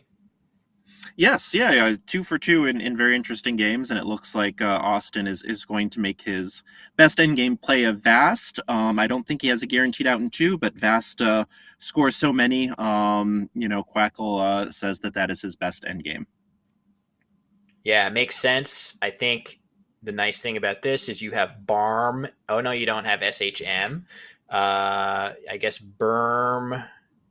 Oh, there's I'm Berm. Okay, trying so to. there's the out. So yeah, Matthew should be playing Undo in that spot, it appears. Yeah, which would block it. If he plays Undo up here, it blocks that You do have, spot. yeah, you do have Bro off of in the top of the board there. Making RE off of the E and Sierra.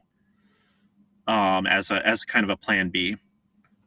Yeah, that's true. Let me get this little dot off the board here. Sorry about that. So, yep, one out now for Austin, but he's up by more than enough points that even if Matthew blocks it, he's going to be just fine. And that's going to bring a conclusion to this game. So, we are getting word that the next game on the stream is going to be none other than our favorite Twitch streamer, Josh Sokol, against top expert Jason Keller. So, that's going to be a pretty contested matchup there. I think Jason was a little bit lower down in the standings, so he's going to be needing some wins in a hurry. And nice play here by Matthew, as that's his only, or that blocks Austin's only outplay. Yeah, we are on pace for a perfect endgame here. So undo for I expect Bro to come Matthew. down fairly quickly, especially Yeah, since Austin only has a minute and a half. yeah, for sure. So that looks like a good option. And then Matthew will go out on his next turn in any number of locations, maybe to the F of house. So there you go. So, yeah, a lot to cut our teeth into in this game here. Again, a very well played game. I was super, super impressed by, in particular, the play of Onst by Matthew setting up that Z. But then the pivotal moment, Jason, probably Boney, this play right here, instead of making a more aggressive play like Boo, which would have allowed Matthew to bingo for 1,000,000,000 points with handoff, Austin taking a little bit cagier of an approach, and it paid off huge for him. Yeah, see now that's interesting because I actually thought what decided this game was Matthew's draw after appanages. Finding the bingo there. Had a couple different options. Appanages also spelled with 2P. Decided to be more aggressive and play the one that slotted all the vowels, giving offsetting hotspots, but then to draw the W and 6 vowels there.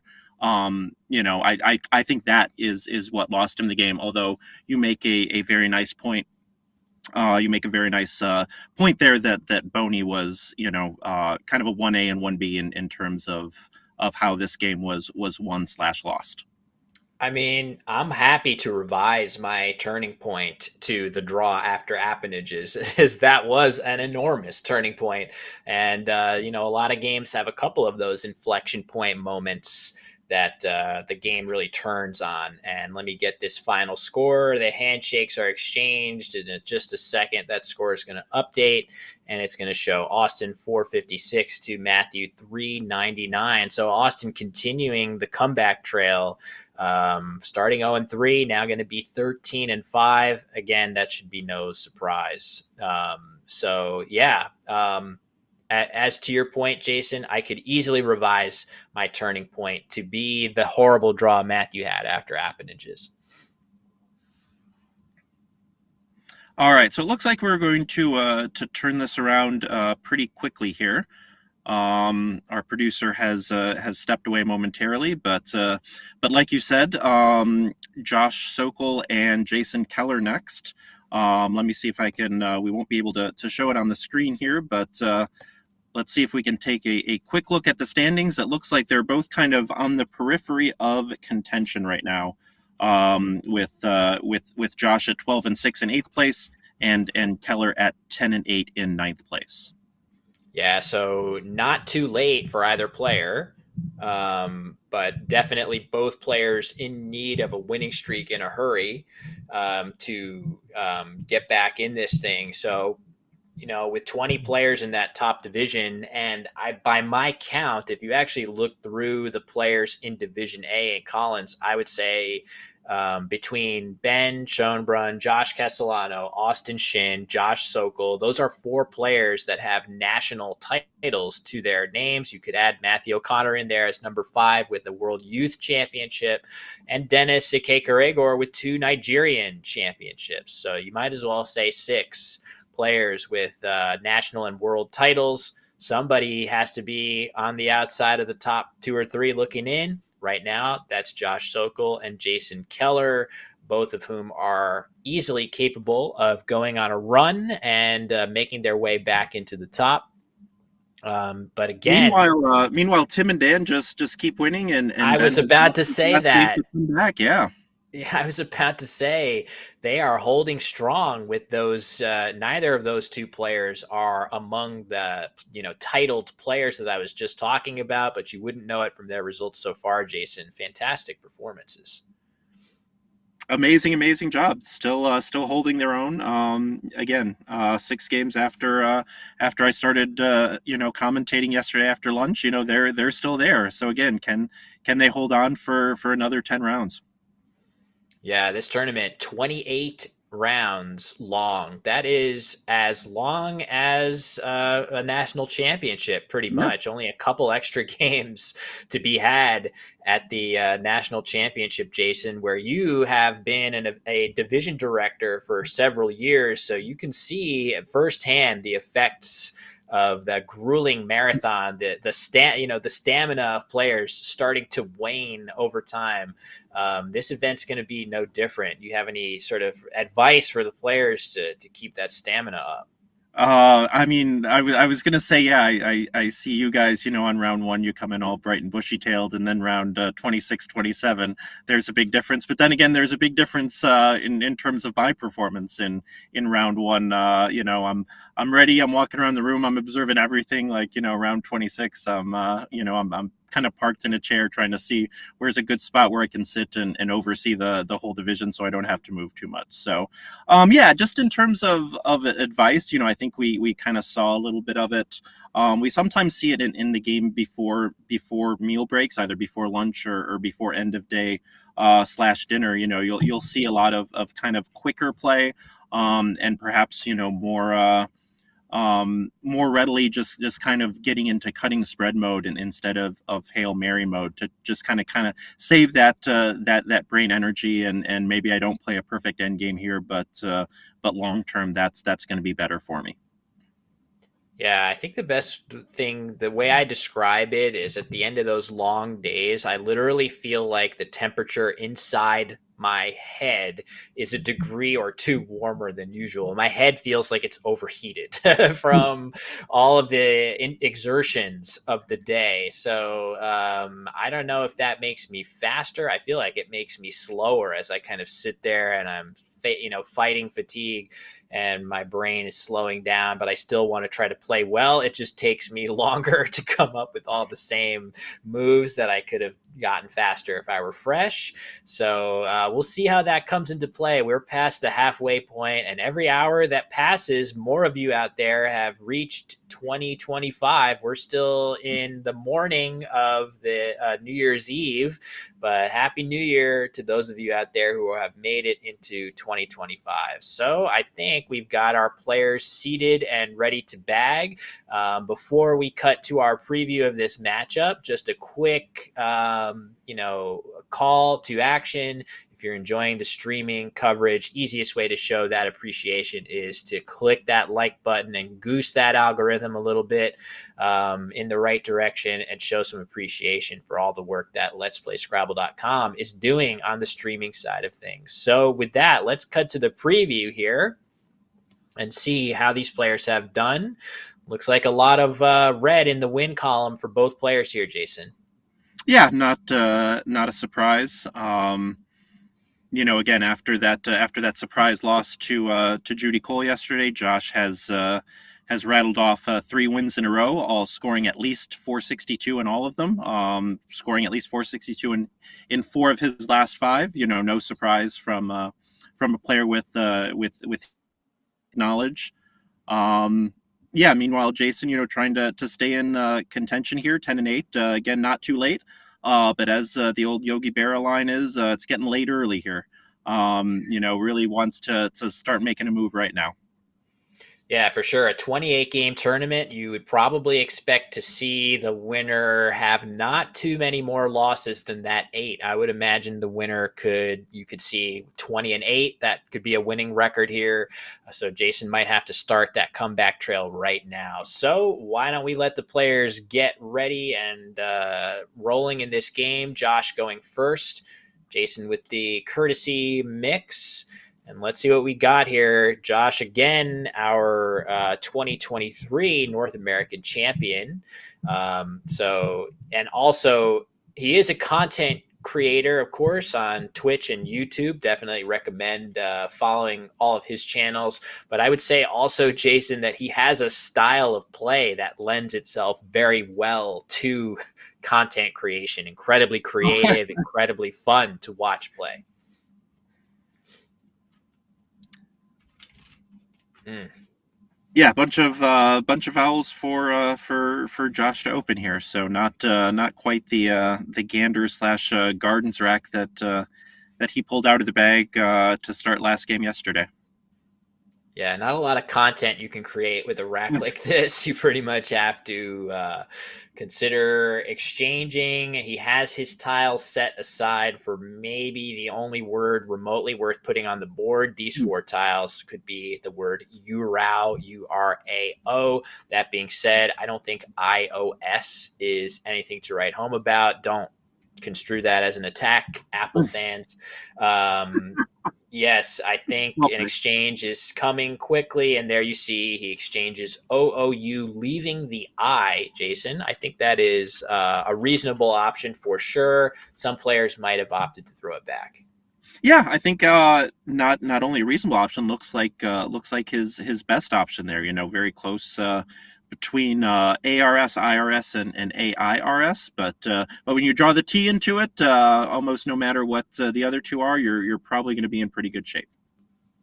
Yeah, for sure. So, Josh drawing into a bingo. The only reason I suggest that maybe throwing the eye back might sometimes be wise is when you draw a second one, it really hurts. But if you manage to not draw a second eye, as Jason plays I'm not sure how self descriptive yay, I am surprised to see that over maybe just YEX instead for a few extra points.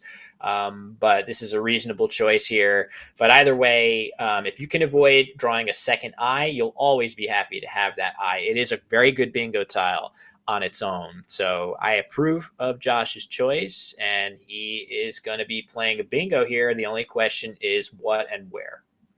Yeah, very interesting opening rack there from Keller after an exchange three.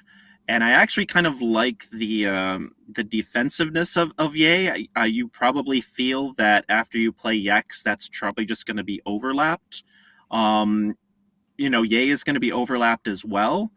I don't know. That was a very interesting decision. AYEE A or IE AIYEE, easy for me to say, was also a possibility there. But I think after an exchange of three, I don't think you want to give your opponent a couple of E's and an A and an I to play through. So yeah, after an exchange of three, what would you have done on that very interesting, seldom seen AEEIXYY opening rack?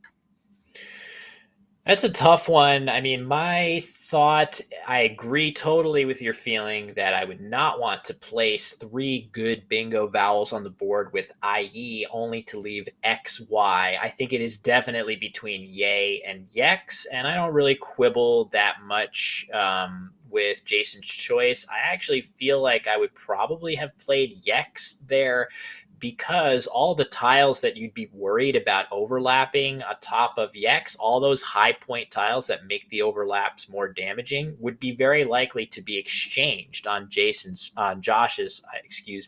opening play. So I'm not as worried about that because Josh's range after the play of exchange three, the move of exchange three, I should say, is predominantly low point tiles that I'm not super worried about overlapping. And it's also an S in it. And you can see Josh has used that S to pluralize yay. So I am not about to call the play of yay a mistake by any means. It might even be the best play, but just a couple reasons why Yex would have been defensible. I think, yeah, the more I look at it, the more I think that Yex is correct. Also doesn't S hook as well, and you can probably assume an S leave after an exchange three. So yeah, tough decision. Like you said, I don't think Yay is a mistake per se, but I do think that Yex is probably a little bit better. But At the same time, Jason is going to cash in that X this turn instead. That was probably part of the thought process. If Josh, assuming that Josh bingos after an exchange three, which he's usually going to do, is going to slot some vowels for me to use that X for more than the 26 I would have gotten on the opening play, and the very nice find of Hexerai. Yeah, really nice too. I think all the more so because you could easily have autopiloted this turn and Yeah, played something like Hex right here, right? So this is a very normal, good-looking play for Jason. By playing Hexerai, he has done an excellent job of scoring 50 points while also leaving himself a much better balance, or rather, it's not that the lone N is balanced, but making the plays that would overlap rapists would have left him with much higher vowel consonant imbalance on his rack. So this is a great way to score more and avoid that issue. So very nicely done by Jason there. Unquestionably the right play. And back over to Josh, who's got the J and very good bingo tiles. So he has to be thinking, Jason, what should I do here? Should I try to play shorter with the J? Or he's got some nice scoring plays that sort of break up the rack a little bit, but are probably worth that, are worth it to do. yeah. This is a spot where I probably get a little bit too fish happy. The good news is it's not really tempting to just dump the J and draw into Solder, which is going to bingo a whole lot. I think this given the board, I think this is probably a good spot for Josh to play a little longer. You don't feel good about blowing up this rack, but Josh's word knowledge is also such that I tend to get a little fish happy. Because I know that if I hit, I'm going to not only going to convert, but I'm not going to potentially make a mistake by maybe drawing a bingo that I don't know or don't see. So it looks like he's setting up JOL, trying to see where that would go down on this board. Below Hexerai. There we go. Yeah, probably Um, just here, which is a 13-point sacrifice of playing Jold on top for 40. The leave of DERS is definitely a little bit better, but I don't know about 13 points better. 13 is a lot. So we'll see what Josh elects to do. I think those two plays are very close, and you might also throw, well, I don't know, you can't really throw into the mix something like Jold here, which would keep the E, such a powerful bingo tile to keep on the rack. But I'm not sure I love just opening a triple when you definitely have good candidate plays that do not do that. So yeah, I think you could see, all right, he's Joel gonna is play the short. play. Okay. Yeah, he's playing a little shorter. He's definitely going to bingo much more often after this play than he would with Joel on top. There's also a risk, maybe with Joel on top, you get hit with overlapping plays in two directions. That being said, you still will get hit after this one some of the time. But we're going to see Keller playing Saunaing in all probability here.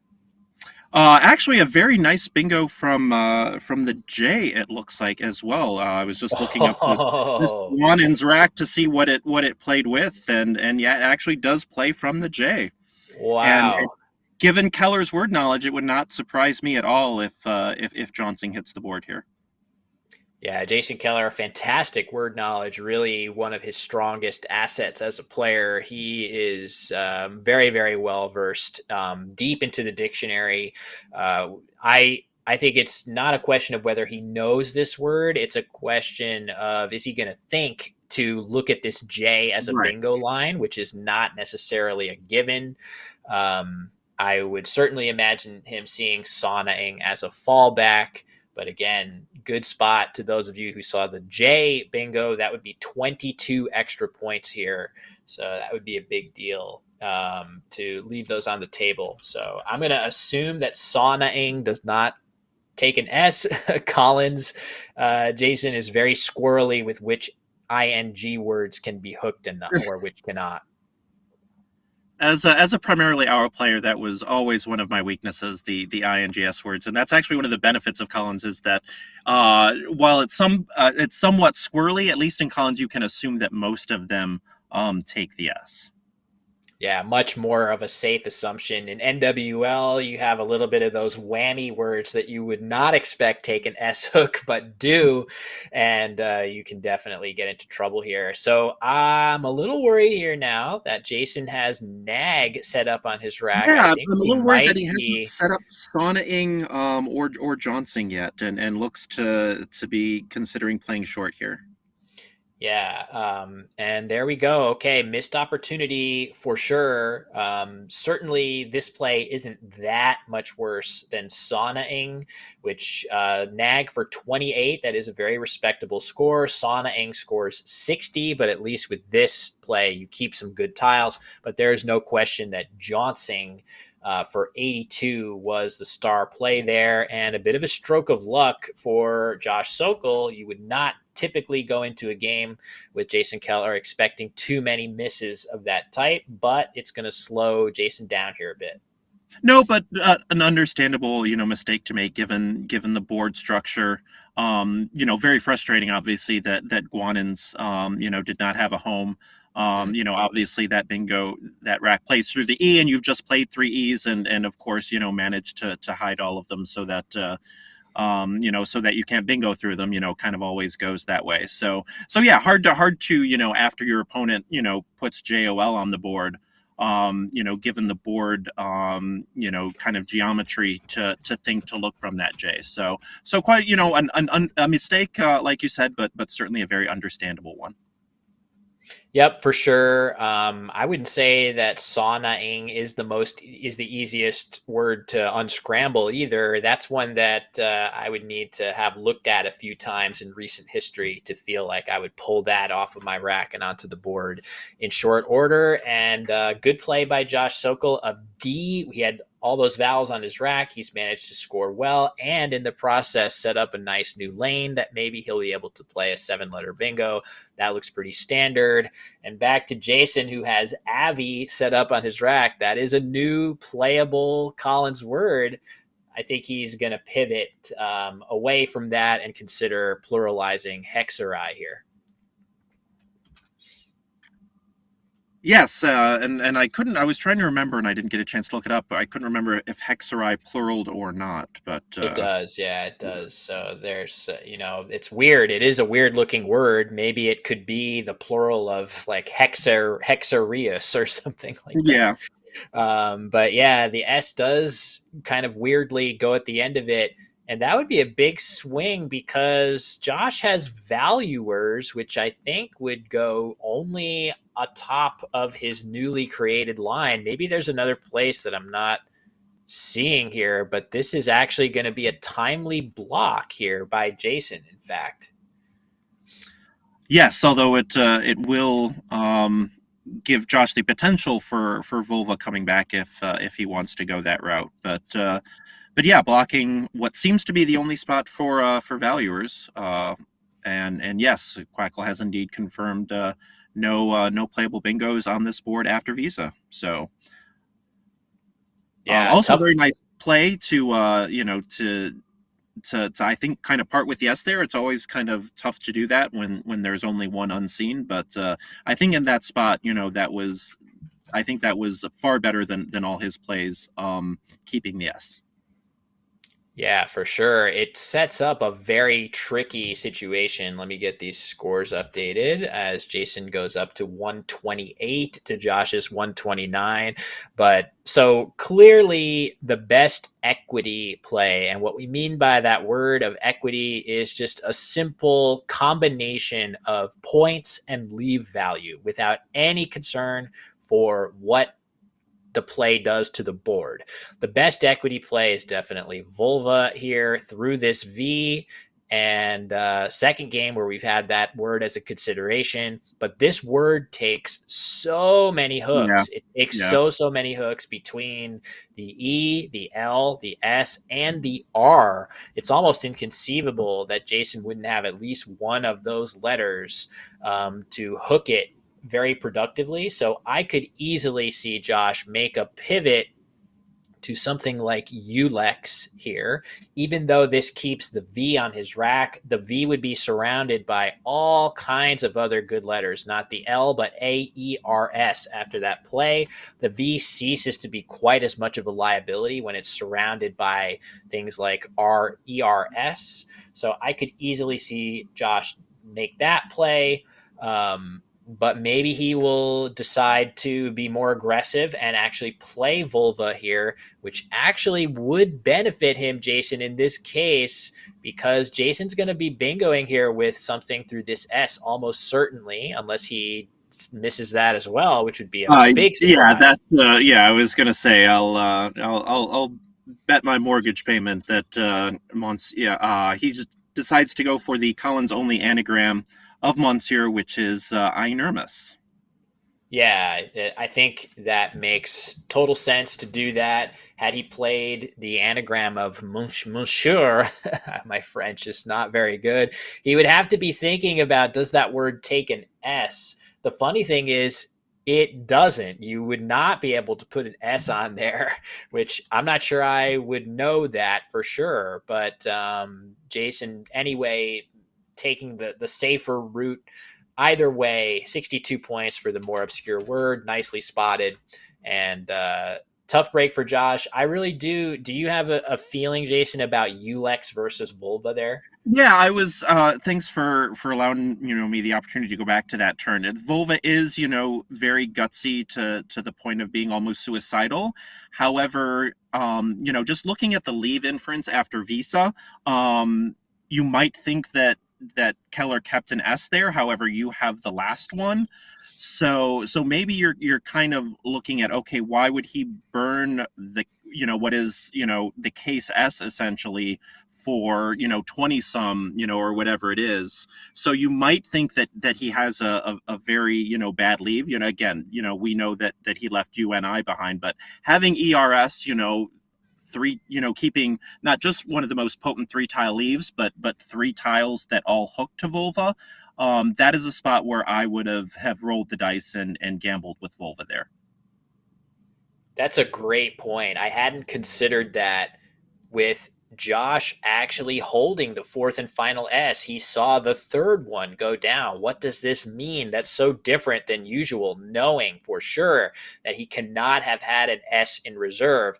And now Josh taking a more aggressive approach, which I think is completely warranted. Not only does this play score by far the most that he can score without using his S, he is setting up the case S going down here. He does have to be a little bit worried.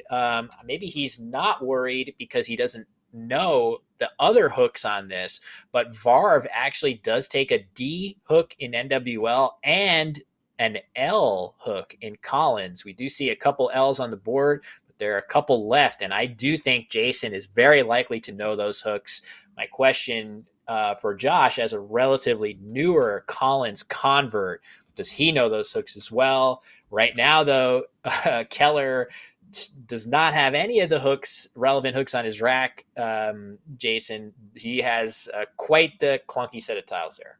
Incredibly frustrating post bingo draw, especially if he sees those additional hooks to Varv as well. So, very interesting decision of what to do here. Is this a spot where you turn over a bunch trying to get one of those Varv hooks or one of the 2 blanks? We haven't seen either of those show up yet.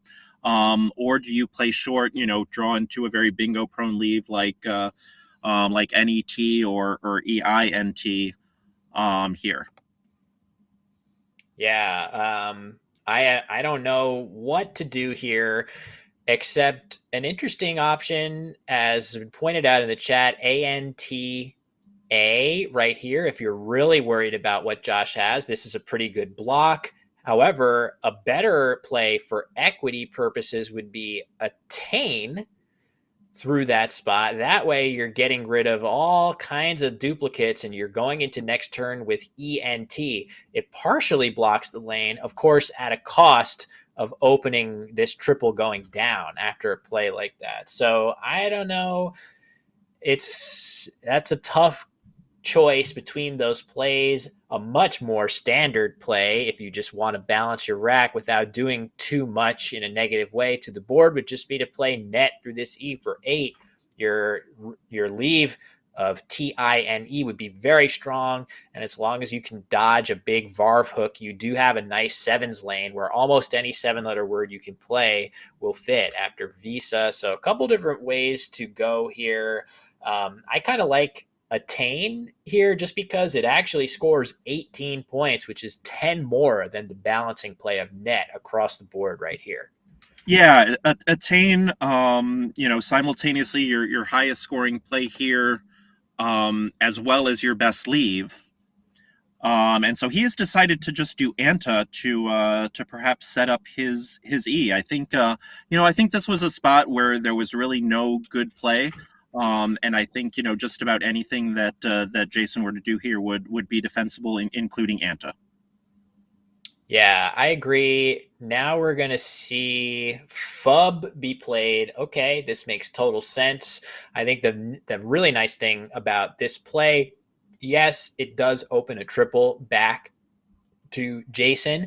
But again, Josh has the last S, and there are so many good things that can happen with that S here. One, he could draw an SH bingo here that would hit like a truck with Varv.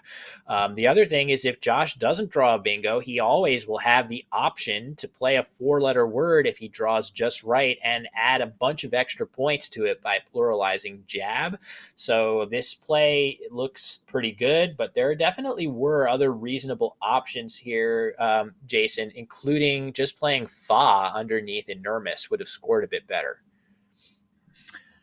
Yeah, very interesting, and very interesting that he chose to do that so quickly. Obviously Keller took a lot of time on his turn, so he must have kind of done the calculations on Fub versus Fa and determined that Fub was better. Yeah, it's definitely. I totally appreciate the rationale for it, and I'm not about to call that play a mistake by any means. It's just I'm sure that Fa, even though it scored 9 more points, it keeps the U and the B together on the rack, which is definitely, Josh is gunning for a big Varv play. And Jason, despite not having those hooks after his play of Anta, I think he left ETTIN. He drew O blank. And I would be very surprised to not see him respond with Snotty and Varves here, which not only does it score the best of anything that he has, you also can stop worrying about Varved and Varvel if you are in Keller's position here. Yeah, his highest scoring bingo by 15. So kind of like with 80 the last game, I'm a little surprised we haven't seen that hit the board already. But this is a very interesting board. We saw a 7-tile overlap yesterday with Jason Ubika, and those 7 letters under Inermis. It is possible to fit some sort of some sort of overlap there. So a few options. Just doing his due diligence and making sure that that he's not missing anything that may be better. But yeah, given all the hooks to Varv, and given that you have a bingo there that will take it out, again, a little surprised that that this hasn't been played already. Yeah, I'm agreeing. This is the sort of play. I just made a YouTube video about a game against Adam Logan where I took 3 minutes to play an extremely obvious move of footwear. This is the sort of thing where I would want myself to see Snotty and have it on the board really fast. But instead, oh my gosh, this is a huge error. So Varvet, this is not a word. He's conflating it with vervet, and there's no way Josh Sokol is not going to challenge this word. This is a big error here. Josh is looking at this. He's writing it down. As soon as that clock is pressed, he's going to look at it. I'm sure Josh is thinking to himself, well, I don't know one way or another whether this is good, but he is trusting his instincts. This is going to come off the board as a big, big mistake. Yeah, and probably also it might not be 100% sure of Toshint as That's well. true. which will, certainly incentivize. I would assume that actually he would be challenging both here. We'll see. I'll be very curious. I think he's just going to challenge Varvet. So he clearly knows Toshin for sure. Yeah, so that's a surprise. There were definitely several other playable bingos there if you're not at all sure. But yeah, this is just conflating the hooks here. Varv taking the L, not the T. Varvel is valid, and verve, which is a normal English word, um, verve takes a T for vervet. So clearly, some words that are very, very close to what Jason just played. And it's so easy to conflate words like that. But now, if you're Josh, your decision just got way tougher, Jason. You've seen all of the tiles that Keller has. And what do you do here? Do you try to block the Varv hooks, or do you just press forward and play normally, reasoning that Jason's going to have bingos in many spots on the board? Yeah. Well, first off, I've conflated words, more times than I can count. So, totally understandable there. Second, I joke that if you ever get in time trouble against me, like just play a phony bingo, because then my next play will probably take like 10 minutes as I try to play the game out like the next 3 turns. So a very fascinating situation here, because Snotty, as we pointed out, much better than anything else that Jason is going to have here. However, you don't really have a very good way to block it. You could play Ha on top of Varv there. You could play Ash off of Varv, but I don't know if it is worth burning the case S at this point. Just to hold Jason's bingo down. So yeah, this is one of those spots where if you okay, so you are simming with Jason's full rack there. I am, yeah. I think you just got to do Ha. It's oh, he decided to do Na instead. He'll just give him Snotty and say, you take Snotty. After Snotty, the board's going to be really open, and I'm drawn into a really good leave, and the goal is to just bingo back right away. Thoughts on that? Yeah, it's interesting. I think there are a couple other things that are kind of nice about this is that Jason's tiles, and that he doesn't, for example, have a Z. You can not worry about playing that. And oh man, look at that. Yeah, what Crazy. a draw. So that is so if you think about all else being equal, that Jason could potentially have bingoed and plucked that blank out of the bag before Josh. This is a big swing. Josh challenging the word off and drawing into the bag one turn earlier. And this is, wow, this is really surprising. There are a number of bingos available here. This could just be, a little bit of surprise maybe on Jason's part to have that bingo challenged off. There were a couple other bingos available, like Entatic and Toilinet through this eye. If you were to see that, Jason opting for toe and just getting off of that rack that has bedeviled him a little bit.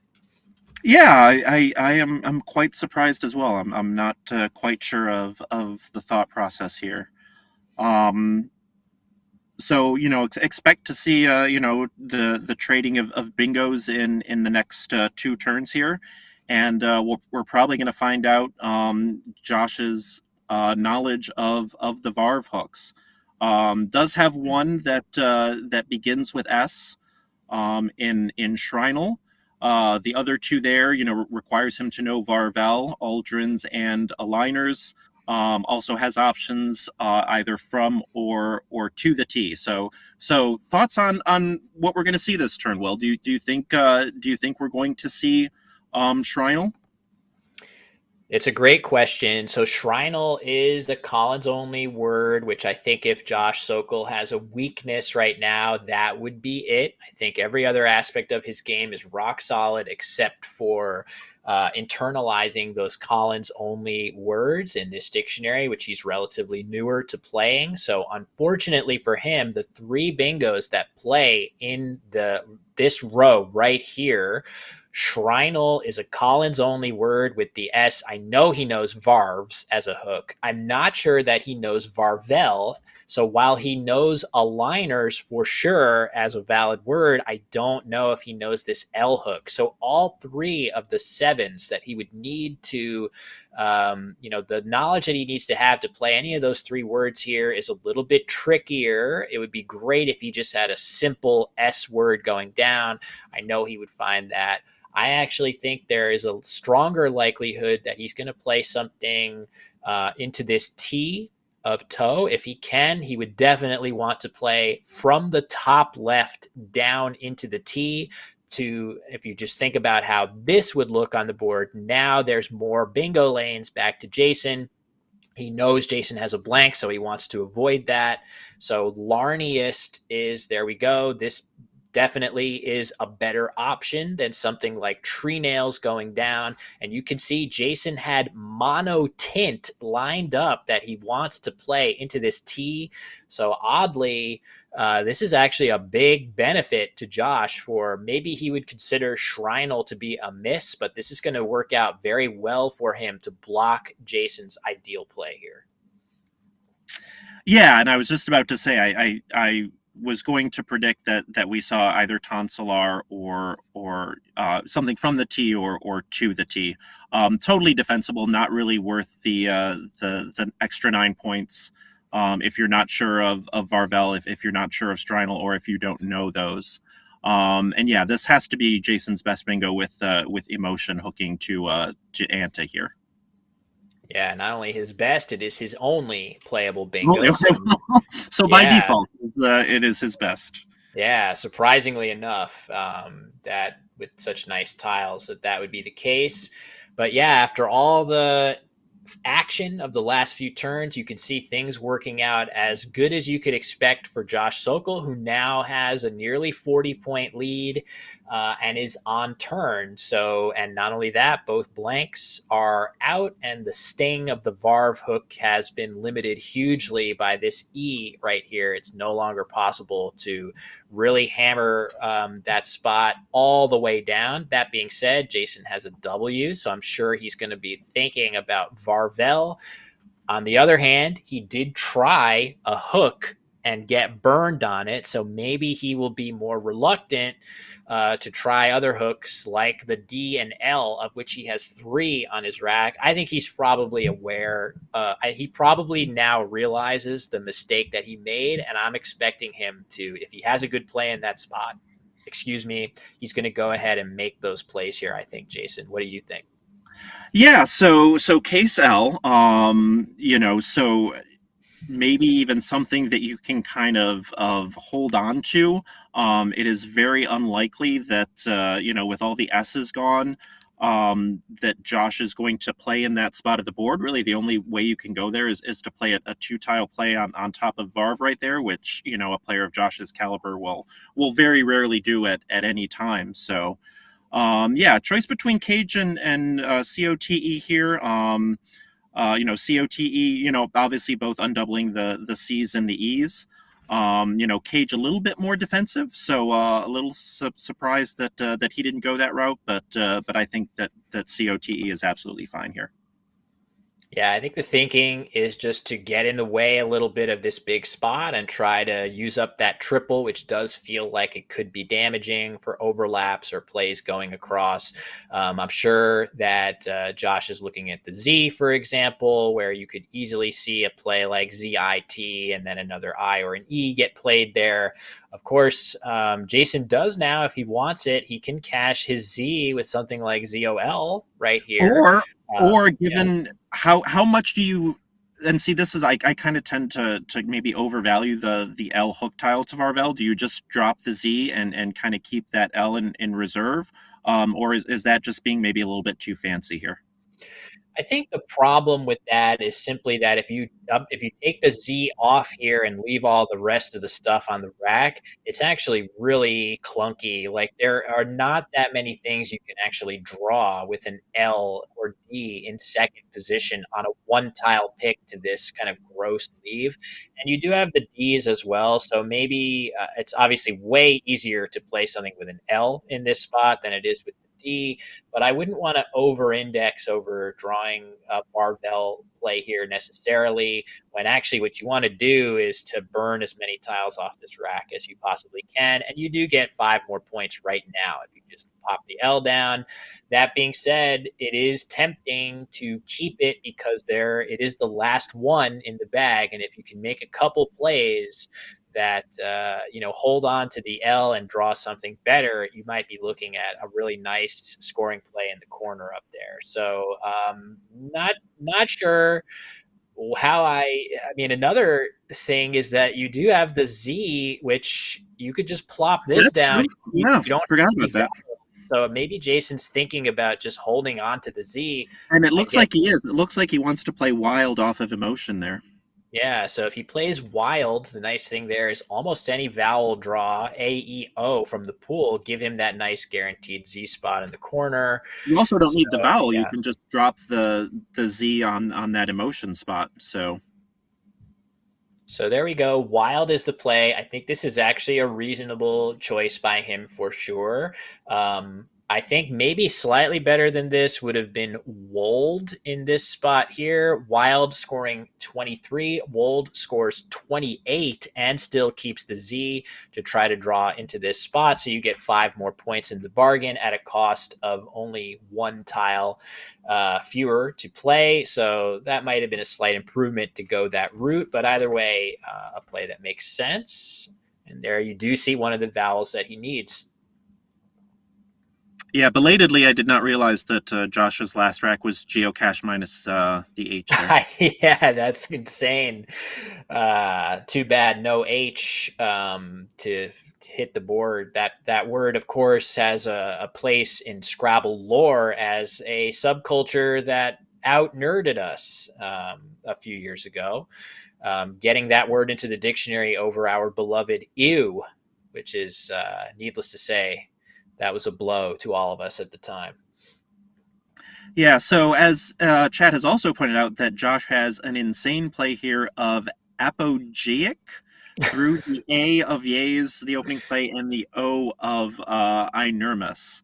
Assuming that This is that he doesn't see insane. that, what are you seeing here? What is kind of your priority here?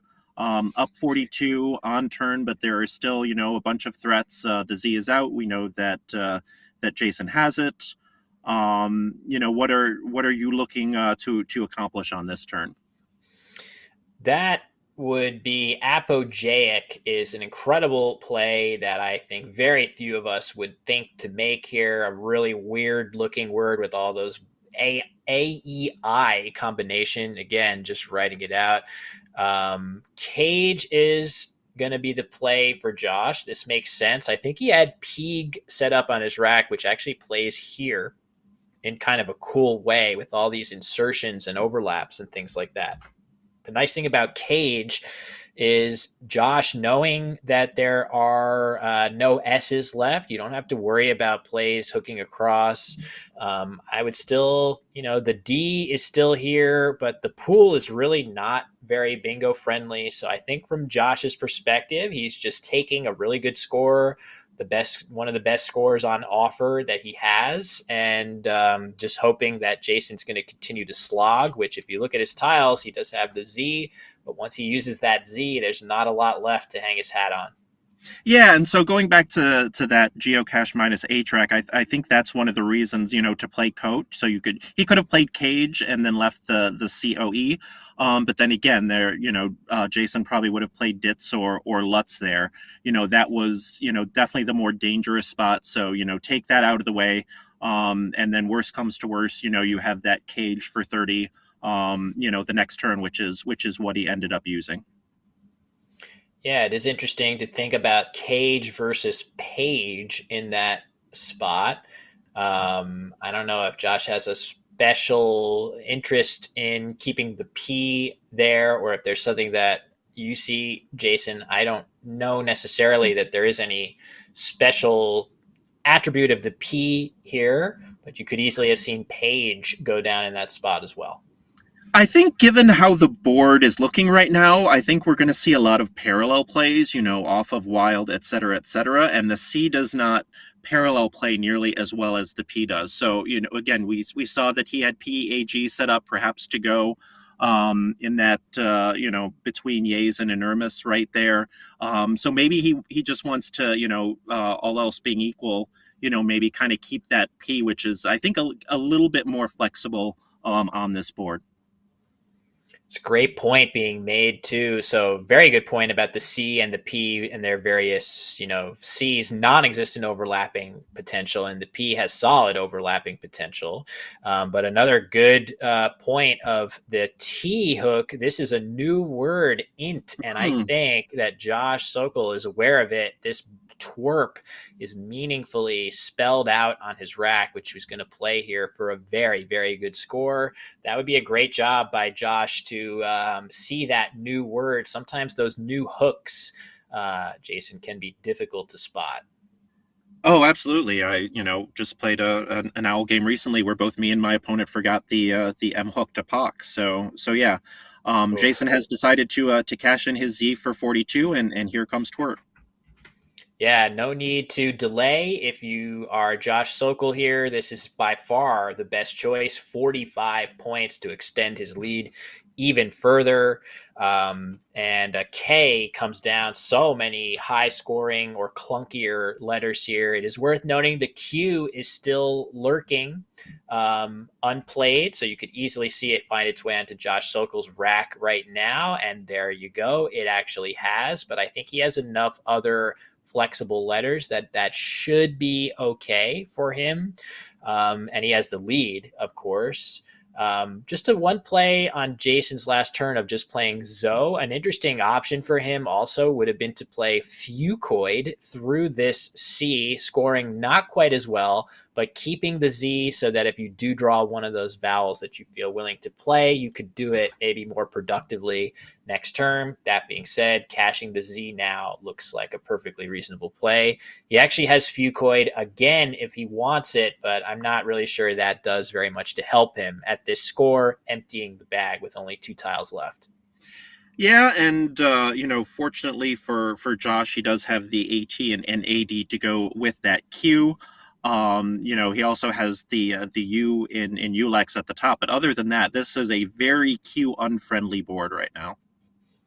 Yeah, there's no question that that's true. The thing that Josh has working in his favor is that he's up by enough points that he can probably take a small score if he absolutely has to just play something through this U. That's not very good, but Jason's got a lot of ground to catch up, and I'm not really sure he's going to be able to take advantage of such a low scoring play from Josh to dump his Q off here. Yeah, that's the other good thing from Josh's perspective. Up 75, he can afford to, if necessary, just kind of dump that QA through the U up there. I don't know if he has some sort of play ending in AQUE or something. But like he can afford to do that. Obviously looking at the unseen pool from Josh's perspective, he's looking at that and knows that there's no bingo. And though Jason has a bunch of high point tiles there, I don't think that he'll be able to use them all, for enough points to catch up. Although he will do his best by starting with Kiff. This will empty the bag on the number, 2 tiles in the bag. He will take them both. Not, I guess, a non-zero chance maybe with the unseen pool of drawing a bingo to that D, and kind of concluding that doing that is going to be his best chance to win.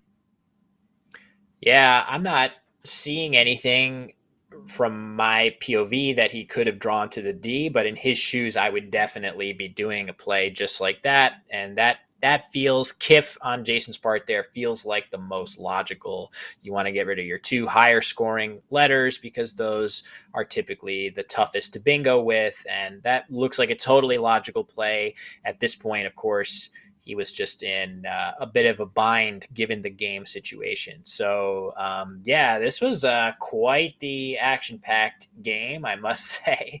What A if lot of stuff going on here. Sorry, Jason, go ahead. no, fine. I'm just if he sees Fucoid, which I don't know if he did or didn't. If you just drop the K there to score well, leave one in the bag. Again, that Josh can't play a perfect end game from that situation since there's still a tile in the bag. You threaten, maybe make it look like you're trying to fish for a bingo when actually you're just keeping the tiles for Fucoid. If you score, that 25, and then I think Fucoid looks like it's 30, 36. Maybe that gets you close. It does get you close if you can bake in the really low scoring Q play from Josh into the equation, or if you can force Josh to have to make his highest scoring play, but maybe one that does not use the Q. So you can put him into an awkward situation there. Maybe that was realistic. I definitely struggle to make plays like that from time to time, just because you feel like the bingo outcome is much more binary and easy. Having to execute a complicated end game that involves the queue is tough to really suss out or foresee quite as well. So I do like the thought of it, of maybe going a different route there. But even then, I think it would be quite the perilous pathway to actually win the game. So, Yeah, because I um, was just thinking, I think Josh might be Q stuck if Jason plays through that U and Ulex, but unfortunately he's going to be too far behind, I think, for that to matter. yeah, I think so. And there's really and Josh is going to go ahead and dump that Q. I think he's going to be just fine after this play. Why, incur any doubt, right, that you're going to have a complicated Q stick situation? Both players not with that much time on their rack to execute such a thing. But yeah, this definitely simplifies the end game for both players with the Q off of the rack. And Josh Sokol's going to be just fine here to wrap this one up, I think.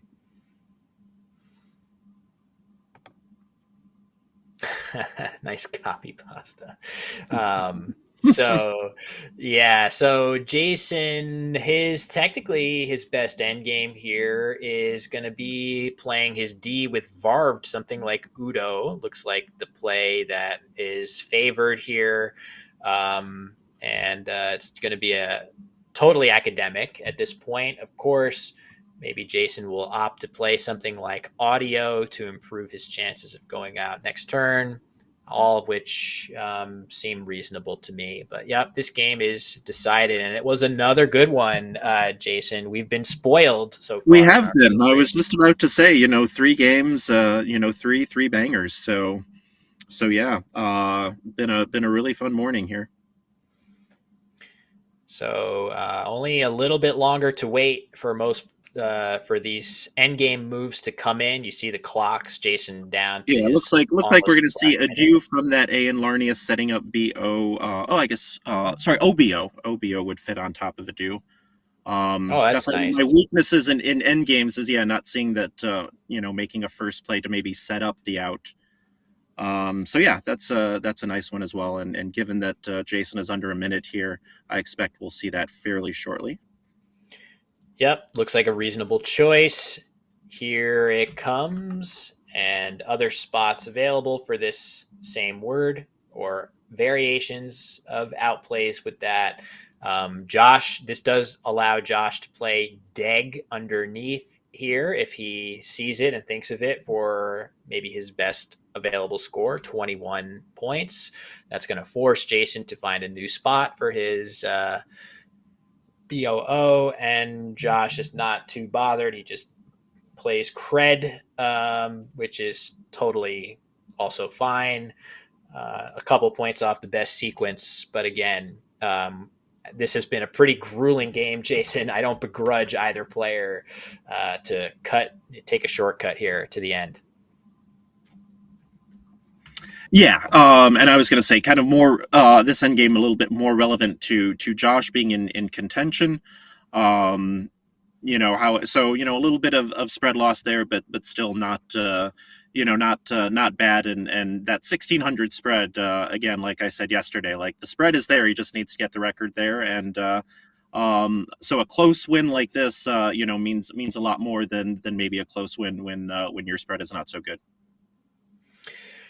And all right, final score 461 to 419. It is a relatively close win for Josh and a much needed one for him. A couple other results in the standings. Ben Schonbrun winning again, 16-3. Depending on Tim Weiss and Daniel Blake, it looks like Tim just lost to Austin Shin. So there's a log jam happening. Maybe we will cut to the standings now as you can see these results coming in. So Ben with a win. Dan Blake's result is not in yet. So that's, oh, yes, it is. I'm No, sorry. yeah, Never everybody mind. here has. It's just Josh and Keller that is not inputted. Everybody else. Yeah. Okay. So, yes, that's true. So, a huge logjam now at 14 wins. And there you see the cream kind of rising to the top. Josh Castellano, our reigning North American Collins champion. Austin Shin, I think, was the Collins champion the year before that. And Ben Schonbrun, also a major championship winner in his own right. So no surprise to see these three working their way slowly to, or actually quite rapidly at this point, to the top of the standings, Jason. Yeah, and okay, coming back to us. Sorry. So yeah, now that round robins are kind of like, especially long round robins like this, are kind of like the 400 meter dash in the Olympics, where it's like that curved line, and the person on the outside lane always looks the furthest ahead, and you're never really sure who's done what until they kind of come around that last turn. So now that we have completed the round robin portion of the tournament. Ben with the 2 game lead, and but a bunch of people at that 14 and 5 mark who are ready to kind of bring him back to the pack. It's a great point with the round robin. It's worth expounding on that a little bit. So we just finished round 19, and because the top division and the lower division in our Collins field both have 20 players apiece, we have the round robin where everyone plays every other player one time. So that means after round 19, that portion of the tournament is complete. So from here on out, we're going to be getting the juiciest matchups from players at the very top of the standings. Each and every round, we're going to have a really difficult time picking the absolute best of those matchups every time. We're probably going to stay as much as possible with the overall highest rated game in the standings. So until he loses, it means we're going to see a fair bit of Ben Schonbrun, but I consider that to be good news because he's one of my favorite players to watch. He would be one of my favorite players to watch if he didn't put his tiles in all sorts of different directions. As it brings out the OCD in me. But no, Ben is a great player. Obviously no rooting interest, but I think it would be very cool if he hangs on from here and wins this tournament. Yeah, would not be surprising whatsoever. So again, our next round game is Ben Schonbrun versus Josh Castellano, which is literally a matchup of number 1 and number 2 in the standings. It's worth noting we have seen Josh Castellano a couple times in earlier rounds on the stream, but he actually had a slow start. I believe he started 1-3 and has since rebounded to a 14-5 record. So he is on a hot streak. He has an extremely strong margin of victory, which we call spread, that cumulative margin. He has scored 1,676 more points than his opponents, Jason. That is a lot in a field of this caliber. Yeah, and he and Josh neck and neck in spread right now. Josh Sokol literally only 6 spread points ahead through the round robin portion here. So yeah, this will be a very interesting where you have a player at 16 wins, with the fifth highest spread in the division. So Ben's got to keep winning because if he gets in a spread battle with either Josh or Austin, or Josh Sokol, I was referring to Josh Castellano by the first Josh. That probably won't end well for him. We do have a lot of Joshes, and this is not a problem you help us with very much. We got a lot of Jasons, we got a lot of Joshes. It can be tough to keep them all straight, but over time, I think our aim is to really differentiate all these players by style and accomplishment and all that sort of thing. Where you're going to know who we're talking about if you keep watching these streams. And check out how slick this segue is. And the best way to keep watching these streams is to subscribe to the Let's Play channel, Let's Play Scrabble YouTube channel, and hit that notification bell button so you do not miss a single stream. You're gonna keep all the Joshes and all the Jasons straight before you know it. So with that, I think we can cut to our preview of our upcoming matchup here. There you have it. Castellano on the left, Shon Brun on the right. You see the records and the placements, Jason. These two are crushing it so far. Yeah, well, first off, our producer cut to the preview before I could give you the Wayne's World "I Am Not Worthy" for that song. I was forgetting to mention that stuff at all yesterday, and here you are, commentating veteran that you are, with the A plus plus seg there. So, So while we reset Quackle here, we can see Josh an average score of about 520 over his last 3 games. So we'll see if he can keep that going.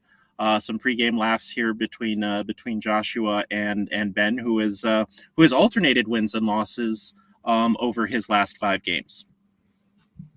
Yeah, and you would expect at this point the round robin portion has now concluded. So the opponents are going to get consistently tougher. So I think it's going to be much harder to maintain that same pace of winning here. Ben is entirely capable of doing it, but there's gonna be a big jump in average difficulty of opponent as he is going to be facing all of those top dogs over and over going forward. So it is going to be tough for him to keep that lead, but again, it's Ben we're talking about here. He is definitely capable of it. So let's let the players begin here. Josh going first and Ben to respond. This should be a fantastic game. These two are so good, Jason. I know this. It's we've had 3 bangers so far. I don't want to jinx it, but I'm fully expecting our 4th awesome game to start the day on stream here. I would say that if the tiles cooperate really well for either player, and quite the start for Castellano here, it is funny, right, that these two players are so strong, but I also feel like the stronger you get as a player, the likely you are to potentially draw really well in a game and make the absolute best of it and blow your opponent out. So hopefully we do not see that and we get a nice close matchup. And depending on this last tile, there we go. So Ben has drawn just enough consonants to be able to answer back almost certainly whatever bingo Josh finds with that first blank. All right, so I mean, we could make Scrabble history here. It is in play, 14 consecutive bingos, and one player getting caught with the last 2 tiles. It is still in play. This is like how every baseball game that I watched until the first hit is recorded for either pitcher. I'm thinking about how a perfect game is in progress.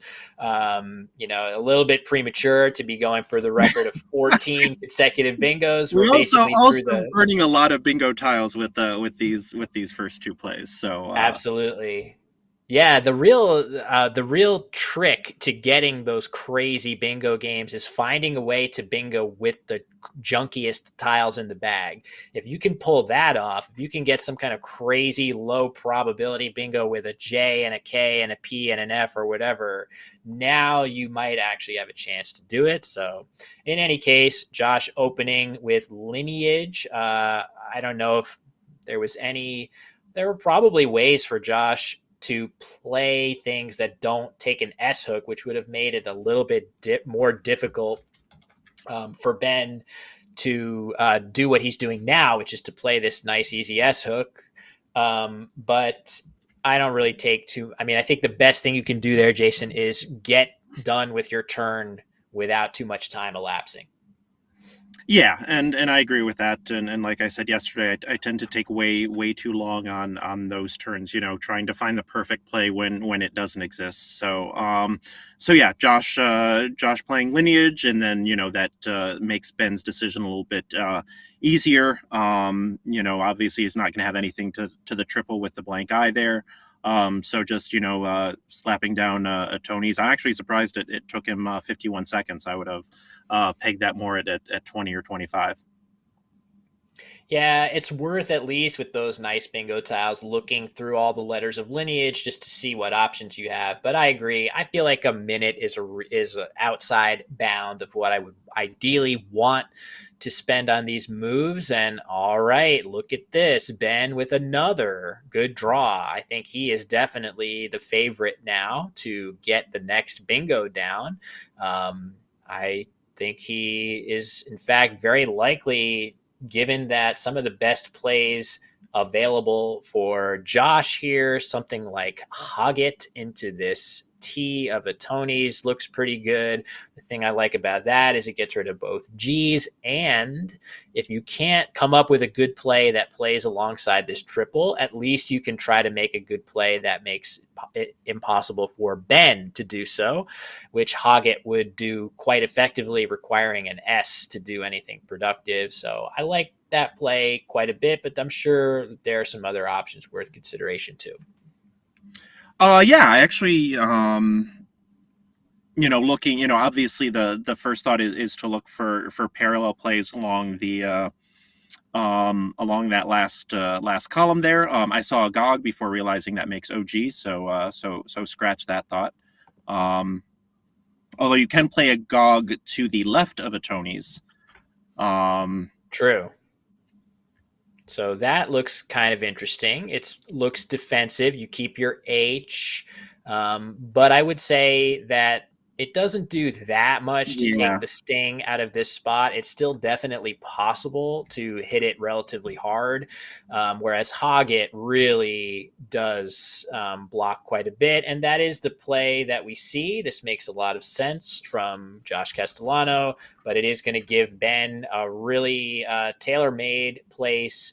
Actually, he now has two places to play remated. It scores 82 points on top of Hoggett, but why give up these triples in response when you can take only a 2-point sacrifice to play it underneath? I think that's what I'm expecting here, Jason. Yeah, I was going to say, and considering, Retamed only played on top of the LI of lineages to make EL and DI, he will certainly take that. And, he started to put it there, and now he just wants to take another look. Is it worth the risk of taking a few more points to put it up top? What is just trying to count the difference in scores here? Yeah, 2 more points. Yeah, I think Retamed down there is correct, and or I'm sorry. Yeah, remade it. Remated. Remade it. Yeah, sorry, Mm-hmm. retamed isn't a word. So remated is the play that we're going to see here. Also, of course, first thought when you see that hit the board is that juicy C hook, and we'll see if that comes into play.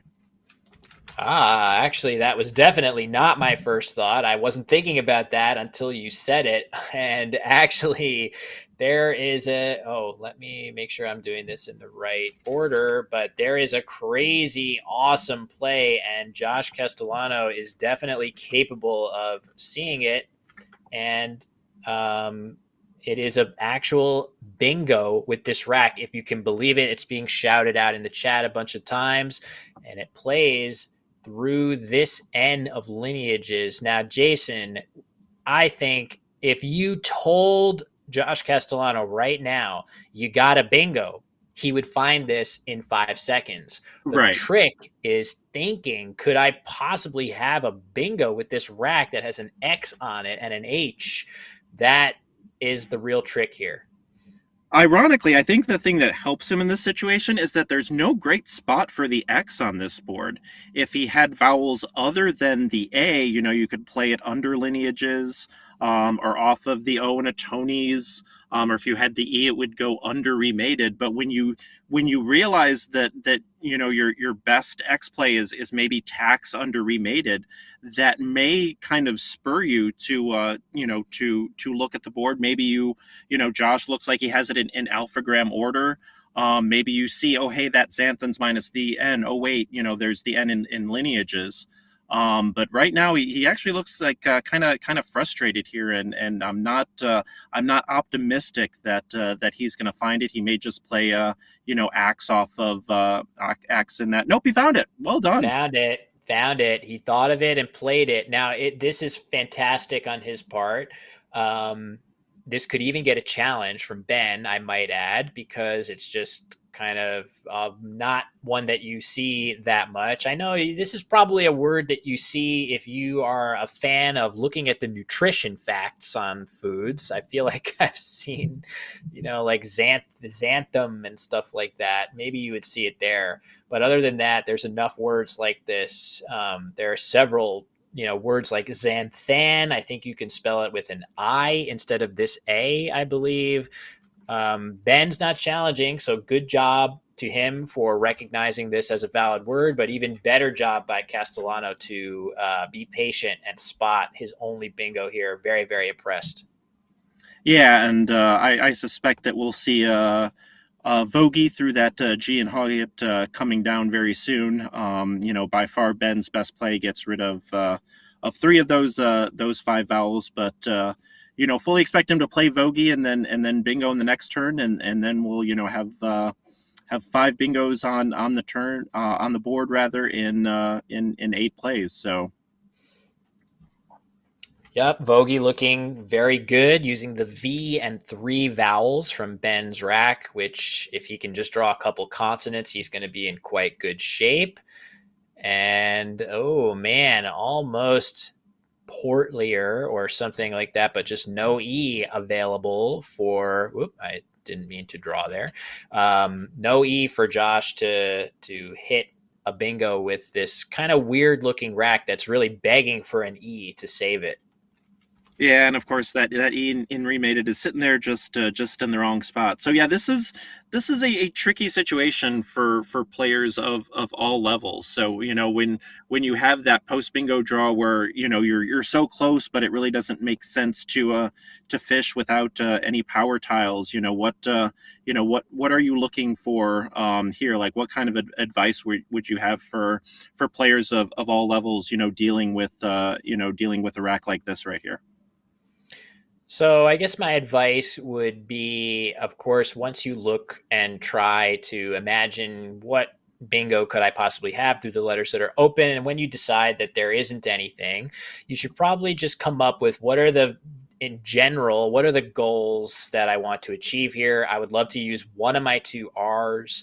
I probably should be using my P as sort of the focal point of my word, and try to figure out a way to use one of the R's and the P and maybe the O while I'm at it.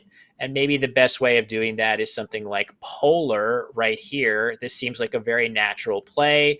I was getting to, Josh beat me to it. I was going to say, if you are an experienced player, there is one better play than that, which is a little more obscure, and it's to play top rail through this A. It's the only play that hits both double letter scores in one go. There were a couple different options to play through an A to achieve that. And of course, Josh Castellano, precise player that he is, has found the best play. Ooh, and back to Ben. And look at this really fast. He is about to make a very strong play. His highest scoring, Jason, just really good Scrabble being played right now. This is, yeah. I mean, we've seen 8 turns, and I think basically all the only quibble we could make would be maybe the selection of lineages. So this is exactly the high level Scrabble that we were hoping to see and are seeing, and yeah. Yeah, it's this is really high level. And to those of you out there who are like, this is insane, we've just seen however many bingos, five bingos, and I guess Top Rail and Hoggett are, 5 and 6 tiles used. Literally the shortest word that's been played so far as a primary word, Jason, is Vogie, a 5-letter word. This is a crazy looking board right now. So beautiful to see though. So um, Josh has some decent tiles, especially given the existence of KO and Collins to potentially play on top of Top Rail there. And in fact, he does have a very nice play of Borak. So not Borat and not Borax, but Borak, also on top of Remade It as well. Yeah, so playing it on top of Remade It scores 51.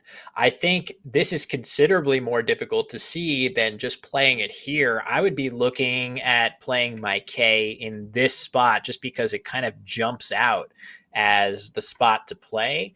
The patience required to see that you actually have a really good place to play it with even more overlaps up high, that is what is going to separate, that's why Josh Castellano is who he is if he manages to play it up there. That being said, there are other reasonable spots to play. You could play the obscure balk right here. This is actually quite solid, leaving NOR, which is a little bit better for bingoing than just NU after Borak. So a bunch of different options here. Not 100% sure which. I don't think any of them is head and shoulders above the rest. I do think the highest degree of difficulty play for sure is Borak with overlaps on top of Remade It, Jason. Yeah, and so obviously the best play, not easy to see. I mean, the thing about boards like this is that there are just like so many options. You've got plays, paralleling feedlots. You've got, the K which goes on top of Top Rail. So, it'll be interesting to see, how much time Josh takes on this turn, and if he ends up, seeing and playing Borak on top of Remated. Yeah, I guess we should be rooting for Borak, if only because it keeps that average word length up even higher, right? This balk, this lowly 4-letter word, would be the shortest played so far. So, all right, that is the play. I don't quibble with it as a strategic option. It's definitely quite strong. But from the standpoint of seeing this game end in a world record number of turns, that is not the play we wanted to see at all. Boo, boo. No, no, no. Not a booable play for sure. Not a booable play for sure. Nope. So back to Ben and more good bingo tiles, except for the J and the Y. There is kind of a tailor-made place for him if he wants to dump them both. This looks very natural of a play, and that would break Josh Castellano's record for shortest word played in this game. We're going the wrong direction here. It is ironic that I think your most recent video on your channel was about the shortest games, and here we are with one that is somewhat in play here. Yeah, these 18 move games are very rare and almost always kind of crazy. Like they have something crazy about them. Obviously, a ton of longer words are played, so the odds of them being high scoring bingo shootouts are quite high. So typically, if you can stipulate that a game be only 18 moves or shorter, it's going to be pretty action packed. And we are on a pretty good pace right now, I must say. Look at that. There's 39 tiles unplayed, and this is going to be turn 5 for both players. So we're on good pace. We really need Ben to draw a bingo if we're going to stay on pace, though, I think. So no offense to Josh Castellano. We're trying to be nonpartisan here. We hope everyone draws bingos from here on out. Yeah, so that would be 1, 2, 3, 4, 5. So that would, yeah, if he hits this fish, that would be bingo number 6. And sure enough, he has crested, which will play off of remated to make cremated, if nothing else. So That's true. The C draw, so clutch. Again, when you said it, I had not been thinking of it, and then when you said it again, I forgot that it was there. So I'm having a hard time keeping track of that C hook. Hopefully, that wouldn't be the case if I was sitting over the board. But yeah, Josh finally, a really tough rack without much to commend it here. That's not surprising when you see the VU combination, but the way he just placed those three tiles together suggests he has seen his by far best play available of Voodoo, and there it is. He's just playing at a very high level. and that's one of the things about this game. Less so than in games that are more luck based. Like poker, but there are games where you can do everything right and have it turn out wrong. And if Ben plays his bingo here and Josh doesn't come back, Josh has literally done nothing wrong in this game, and yet he's about to be looking at the wrong end of 100-point deficit here. Yeah, for sure. Interesting suggestion for Castellano there of just playing Vum, setting up your O's with Ovum with only one other O unseen. That is interesting, but you are sacrificing 14 points on the scoreboard, which is a fair amount, and you are handicapping your leave severely by keeping AOO on it when you could have balance. So there are major issues with that play, but it is an interesting option that's probably worth consideration. And Crested is going to be the play. He sees the cremated hook that you, Jason, are seeing and that I am struggling so much with. It's so ironic because I feel like I space on those hooks more than I should. So I appreciate the ego boost from being able to be the one here that is on top of that. Well, I had Ben's points committed, but Yeah, now he I'm not. is. There is no other playable bingo here, correct? It is just Well, Crest. he has Okay. resected through this E or screeted through this E of remated. So he has 8 letter words that just barely fit here, but crested looks significantly better positionally. Both of the plays through this E of remated open triple lanes back to Josh, whereas you're already up by 25. You're going to be up by 100 after this, and the only drawback is a kind of marginal sevens line that would give you counterplay to the triple. So I fully expect Crested is going to end up being the play. Maybe he's balking at the Z. That could be another That's concern a good that point. this Z is, he would love to not give that back. But he's going to live with it, and I think it is definitely the right choice to do so. Yeah, I was trying to figure out if Ben could somehow do something to give Josh air woman singular or air woman plural, but no, and so Josh has to be so frustrated right there again. Has done literally nothing wrong, and yet is down 100 and is in a bad way right here. Yeah, he is. Originally, I was thinking, he's had a lot of high degree of difficulty plays to make here between Bach and Borak. Voodoo, certainly foremost among them. Top Rail, I wouldn't say is an automatic one. But formerly, I was thinking the cat sound of meow would have been a Oh. fantastic play for him here. But now, this is the last S on the board. Mhm. So imagine meow here. There's nothing doing going across because you have S, S, S, S, blank, blank.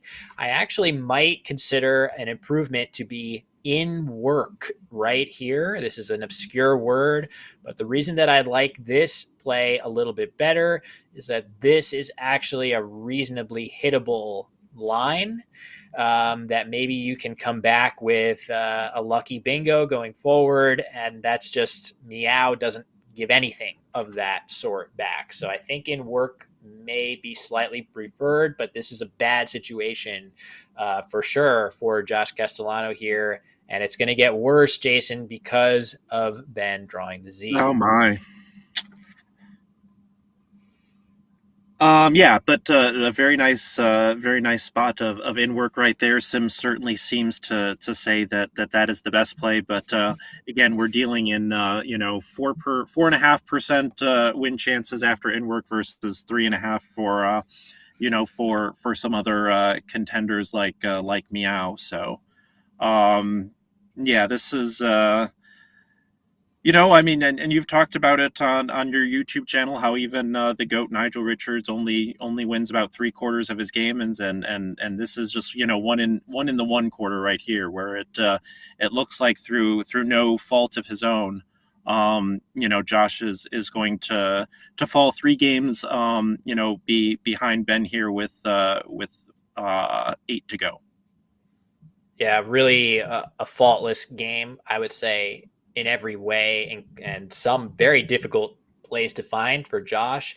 I might add that Ben has not made a false step of his own. Of course, he's That's played 4 bingos, a Tony's, and remated, maybe slightly easier to come up with. Feedlots, not your everyday bingo to find, so spotting easily the highest scoring bingo in that position. So, Ben has also shown multiple times on stream before that he is capable of playing extremely well when he's not getting the same number of bingos that he has in this game. But when you give him tiles like this, it's going to be a tough climb for his opponent, no matter who it is. So, yeah, Josh going into the tank a little bit. I think the time difference is very telling, Jason. When you have 4 bingos, as Ben does, you often don't need to take that much time to play them. And that is definitely what we're seeing here. I would be very interested, and nobody I know has done this kind of research, but does the person who uses the most time, usually lose the game? Because they've probably had the worst racks and had tougher decisions. So That is fascinating. I'm extremely curious to know the answer to that. And oh man, does that mean I have to research it? Um, oh man, great play. yeah, This is not an easy play to see on your rack into the K, and strategically, this is definitely, I don't know about definitely. I happen to think this is Josh's best try to get back in this. If he can get a 1-2 punch of a Z play and a bingo that still fits somewhere, that is his pathway back into the game. In work, also using 5 tiles off of his rack to drive a little bit harder into the bag and try to get that Z. And he's going to get the bad news that it is not available for him here. yeah. So obviously the choice between perhaps ZEIEN alongside crested, maybe just the simple ZE. Um, or Ritz, and Ritz is going to give you a big enough lead that while it opens the board, you're not too concerned about that, especially with Josh having just made that fabulous in work play and giving himself another bingo line. Yep, absolutely true. Yeah, I think it is tempting to play the Z here. It shows good restraint on Ben's part not to do that, just because, giving back this sevens line is, I don't know, maybe that's a little bit worse than putting this R out in space. Certainly the leave that he kept is maybe a little bit more flexible. Now, of course, he draws. Does he? No, he doesn't have. I thought for a second he was going to play leadenly through this E, but it doesn't fit in the right spot. That would be absolutely insane to have a bingo through the E that hooked Ritzy. That he doesn't quite have that. That might be the stroke of luck that gets us into like a world record short game. But it's not to be, and Josh is just going to have to fight his way to the end of this game, looking up at a very likely unretrievable deficit. Yeah. So how many turns total do we have so far, out of curiosity? We are at turn 14. We've Oh, okay. had Yeah. This game is 7 turns, so we would okay. So need this some. isn't. No, this is not. Yeah, not quite 18 turn territory then. That really goes to show you how crazy it is to have an 18 turn game. Look at all the long words in this game. So many bingos, so many long words, and we're still not likely to sniff 18 turns in this game. So it really I know. goes to show how crazy that occurrence is. I love that about Scrabble, is that there are these outliers in all different directions that can happen at any game.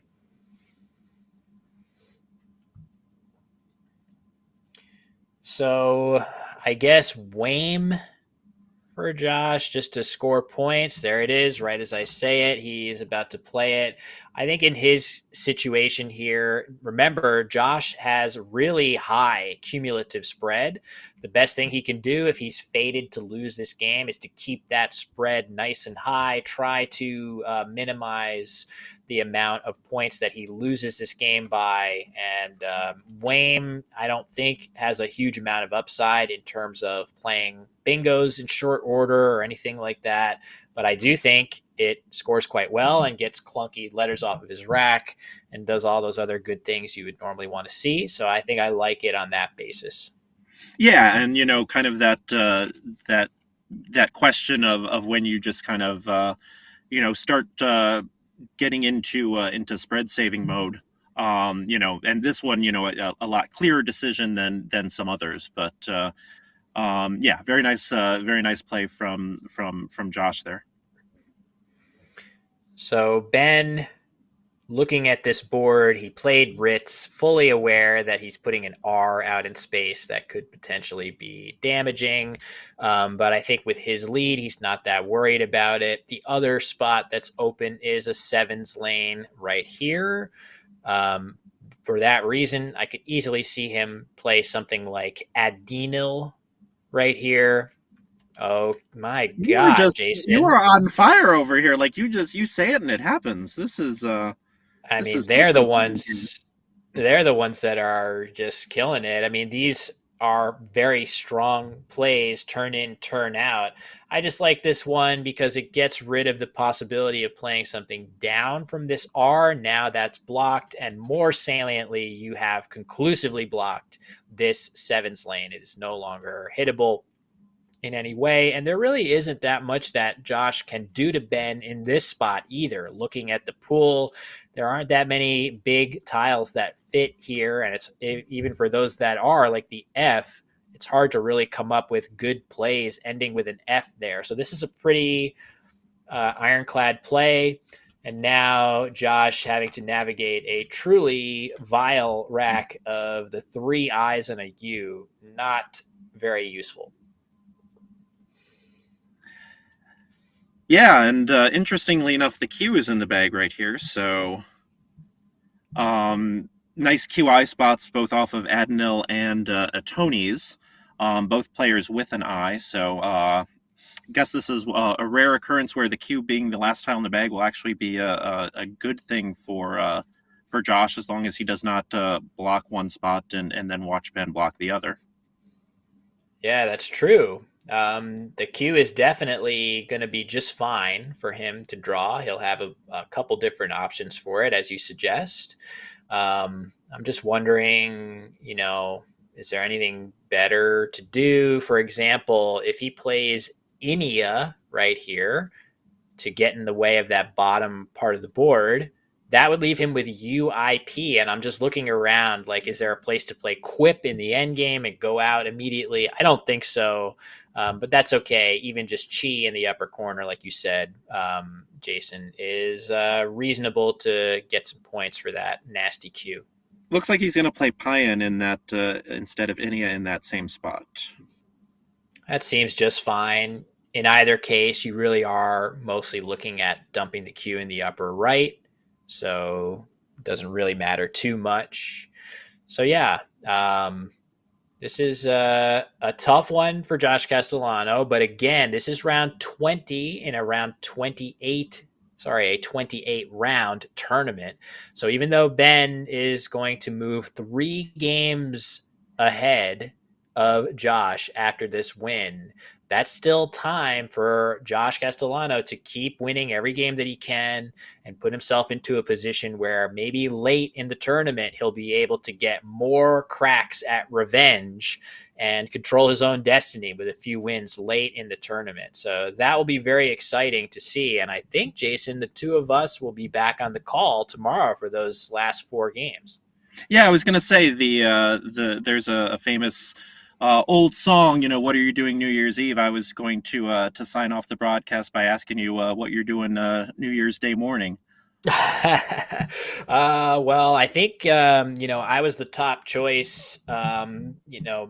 To do the last four games, mostly because I think our producer Josh knew that there was no chance that I would be doing anything social that would prevent me from waking up nice and early to watch some Scrabble on New Year's morning. And I don't know if I have any plans to do anything super festive.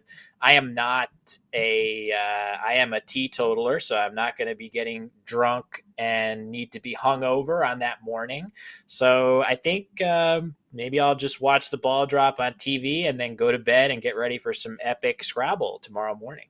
Yeah, that must have been why I was asked too. Again, our producer must have known that I had nothing going on, and yeah, I'm actually considering becoming a teetotaler in 25 as one of my New Year's resolutions. So, under that logic, I should drink up tonight. But yeah, I'm going to I'm going to be alongside you for the last four games, and can't tell you how excited I am to co-commentate, the last four rounds of this tournament, especially with you.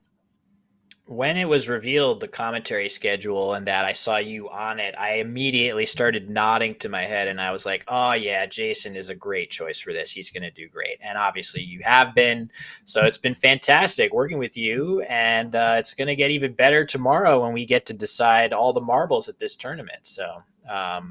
But I got to give credit to Josh here, if we return to the game for a moment, that he is doing that thing that's very difficult to do, which is he is grinding on this position. He's thinking hard about how can I minimize my margin of defeat in this game? What happens if I draw the Q?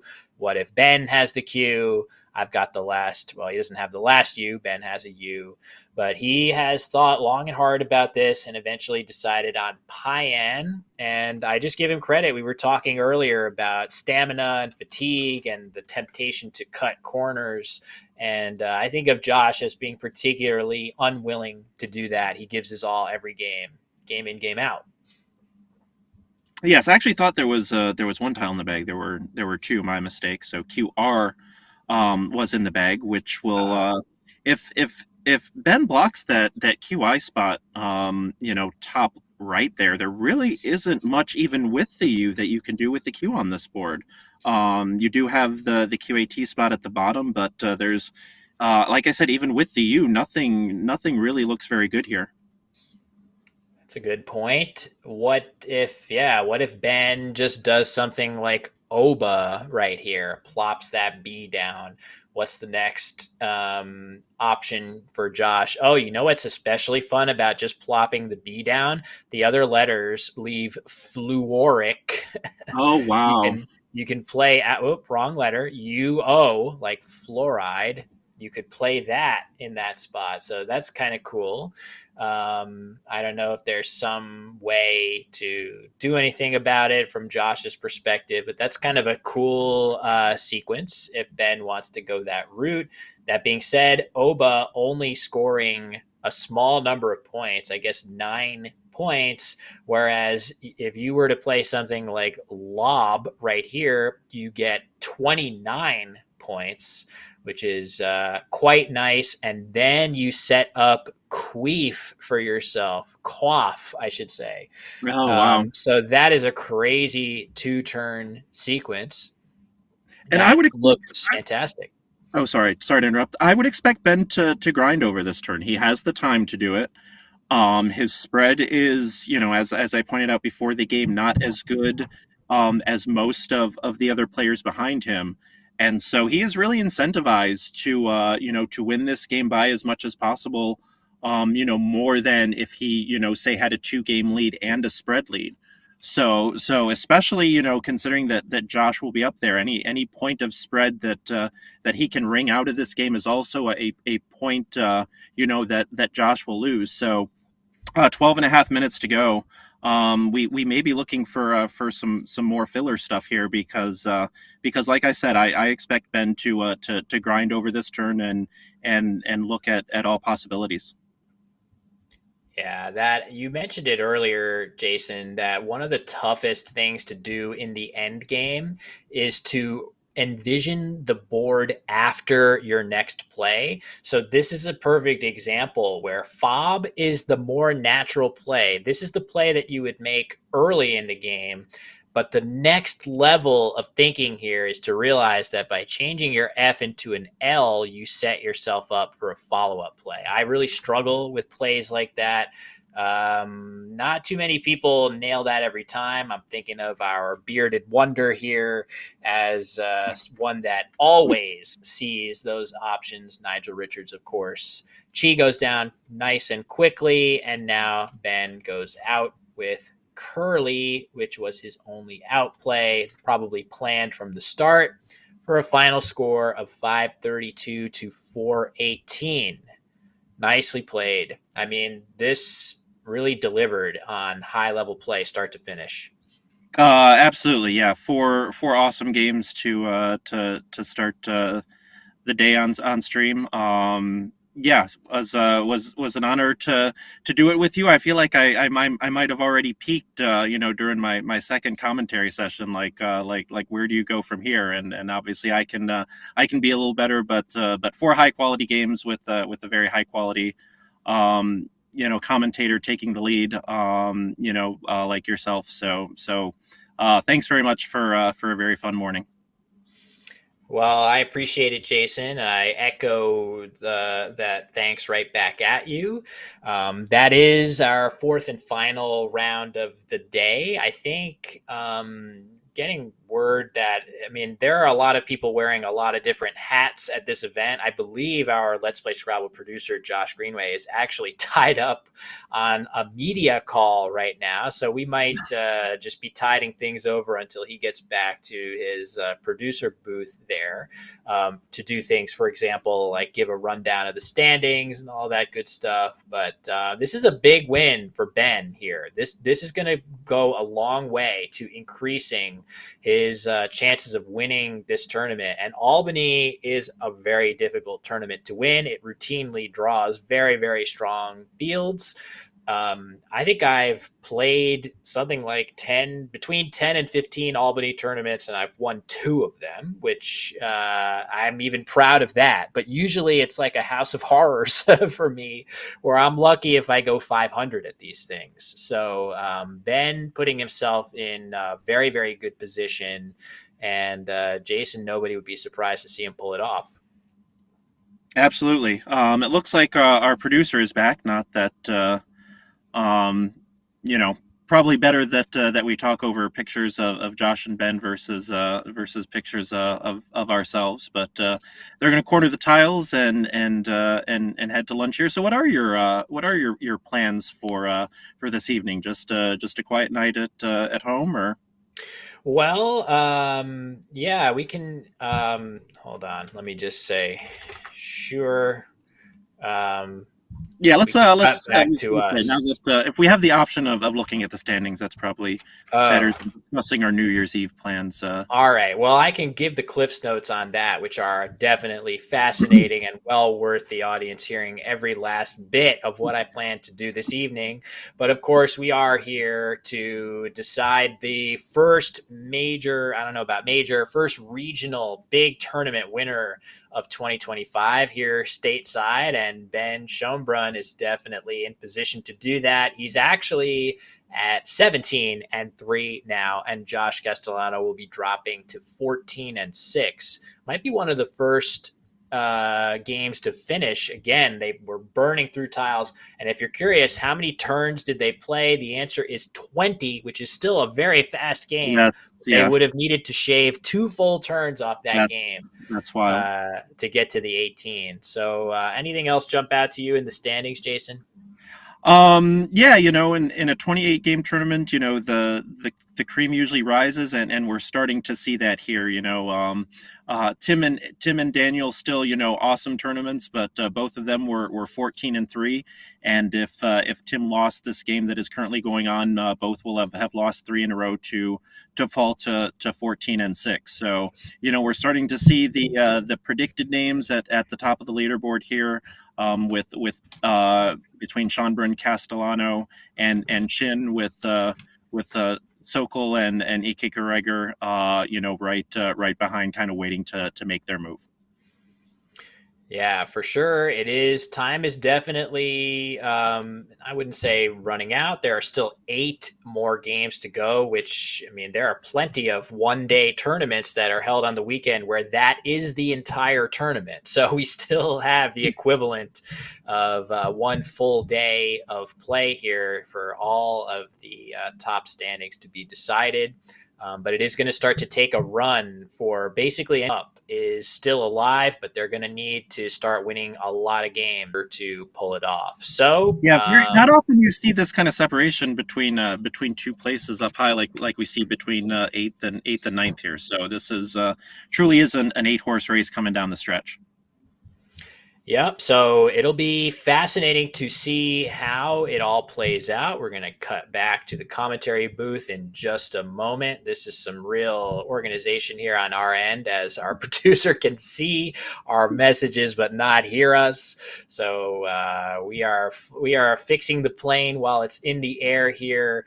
But yeah, that's it's crazy to see it happen though, Jason, when somebody comes back from like 13-7 this late and just reels off 8 straight wins to close the tournament. That is something that can and does happen routinely. So I will be looking forward to the afternoon's games, and it is going to be you and Nits Chagti on the call. We got to make sure you keep your stamina up with a nice hearty lunch here over the next hour plus.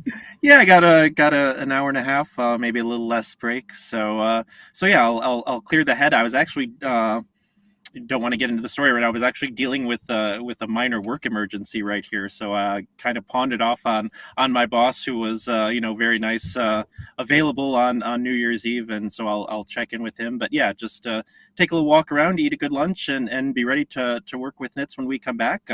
Don't know her at all, so look forward to virtually meeting her.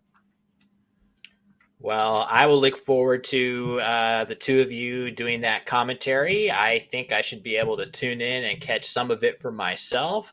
But yeah, we're going to cut to a lunch break. Everybody should feel free to go fuel up. For those of you in other parts of the world, hope you get to enjoy the clock ticking over into 2025 for the first time.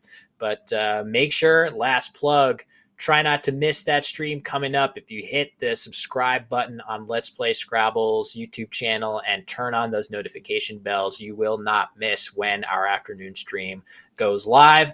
And of course, last plug before the break, got to send a big thank you to our dual sponsors, NASPA Games, and of course, very generous contributions from top expert Bob Lynn. Thank you so much, Bob. So with that, we're going to take our break. Jason and Nits will be back later this afternoon, and hope you join us then for 4 more games of extremely high-level Scrabble from Albany, New York. See you then.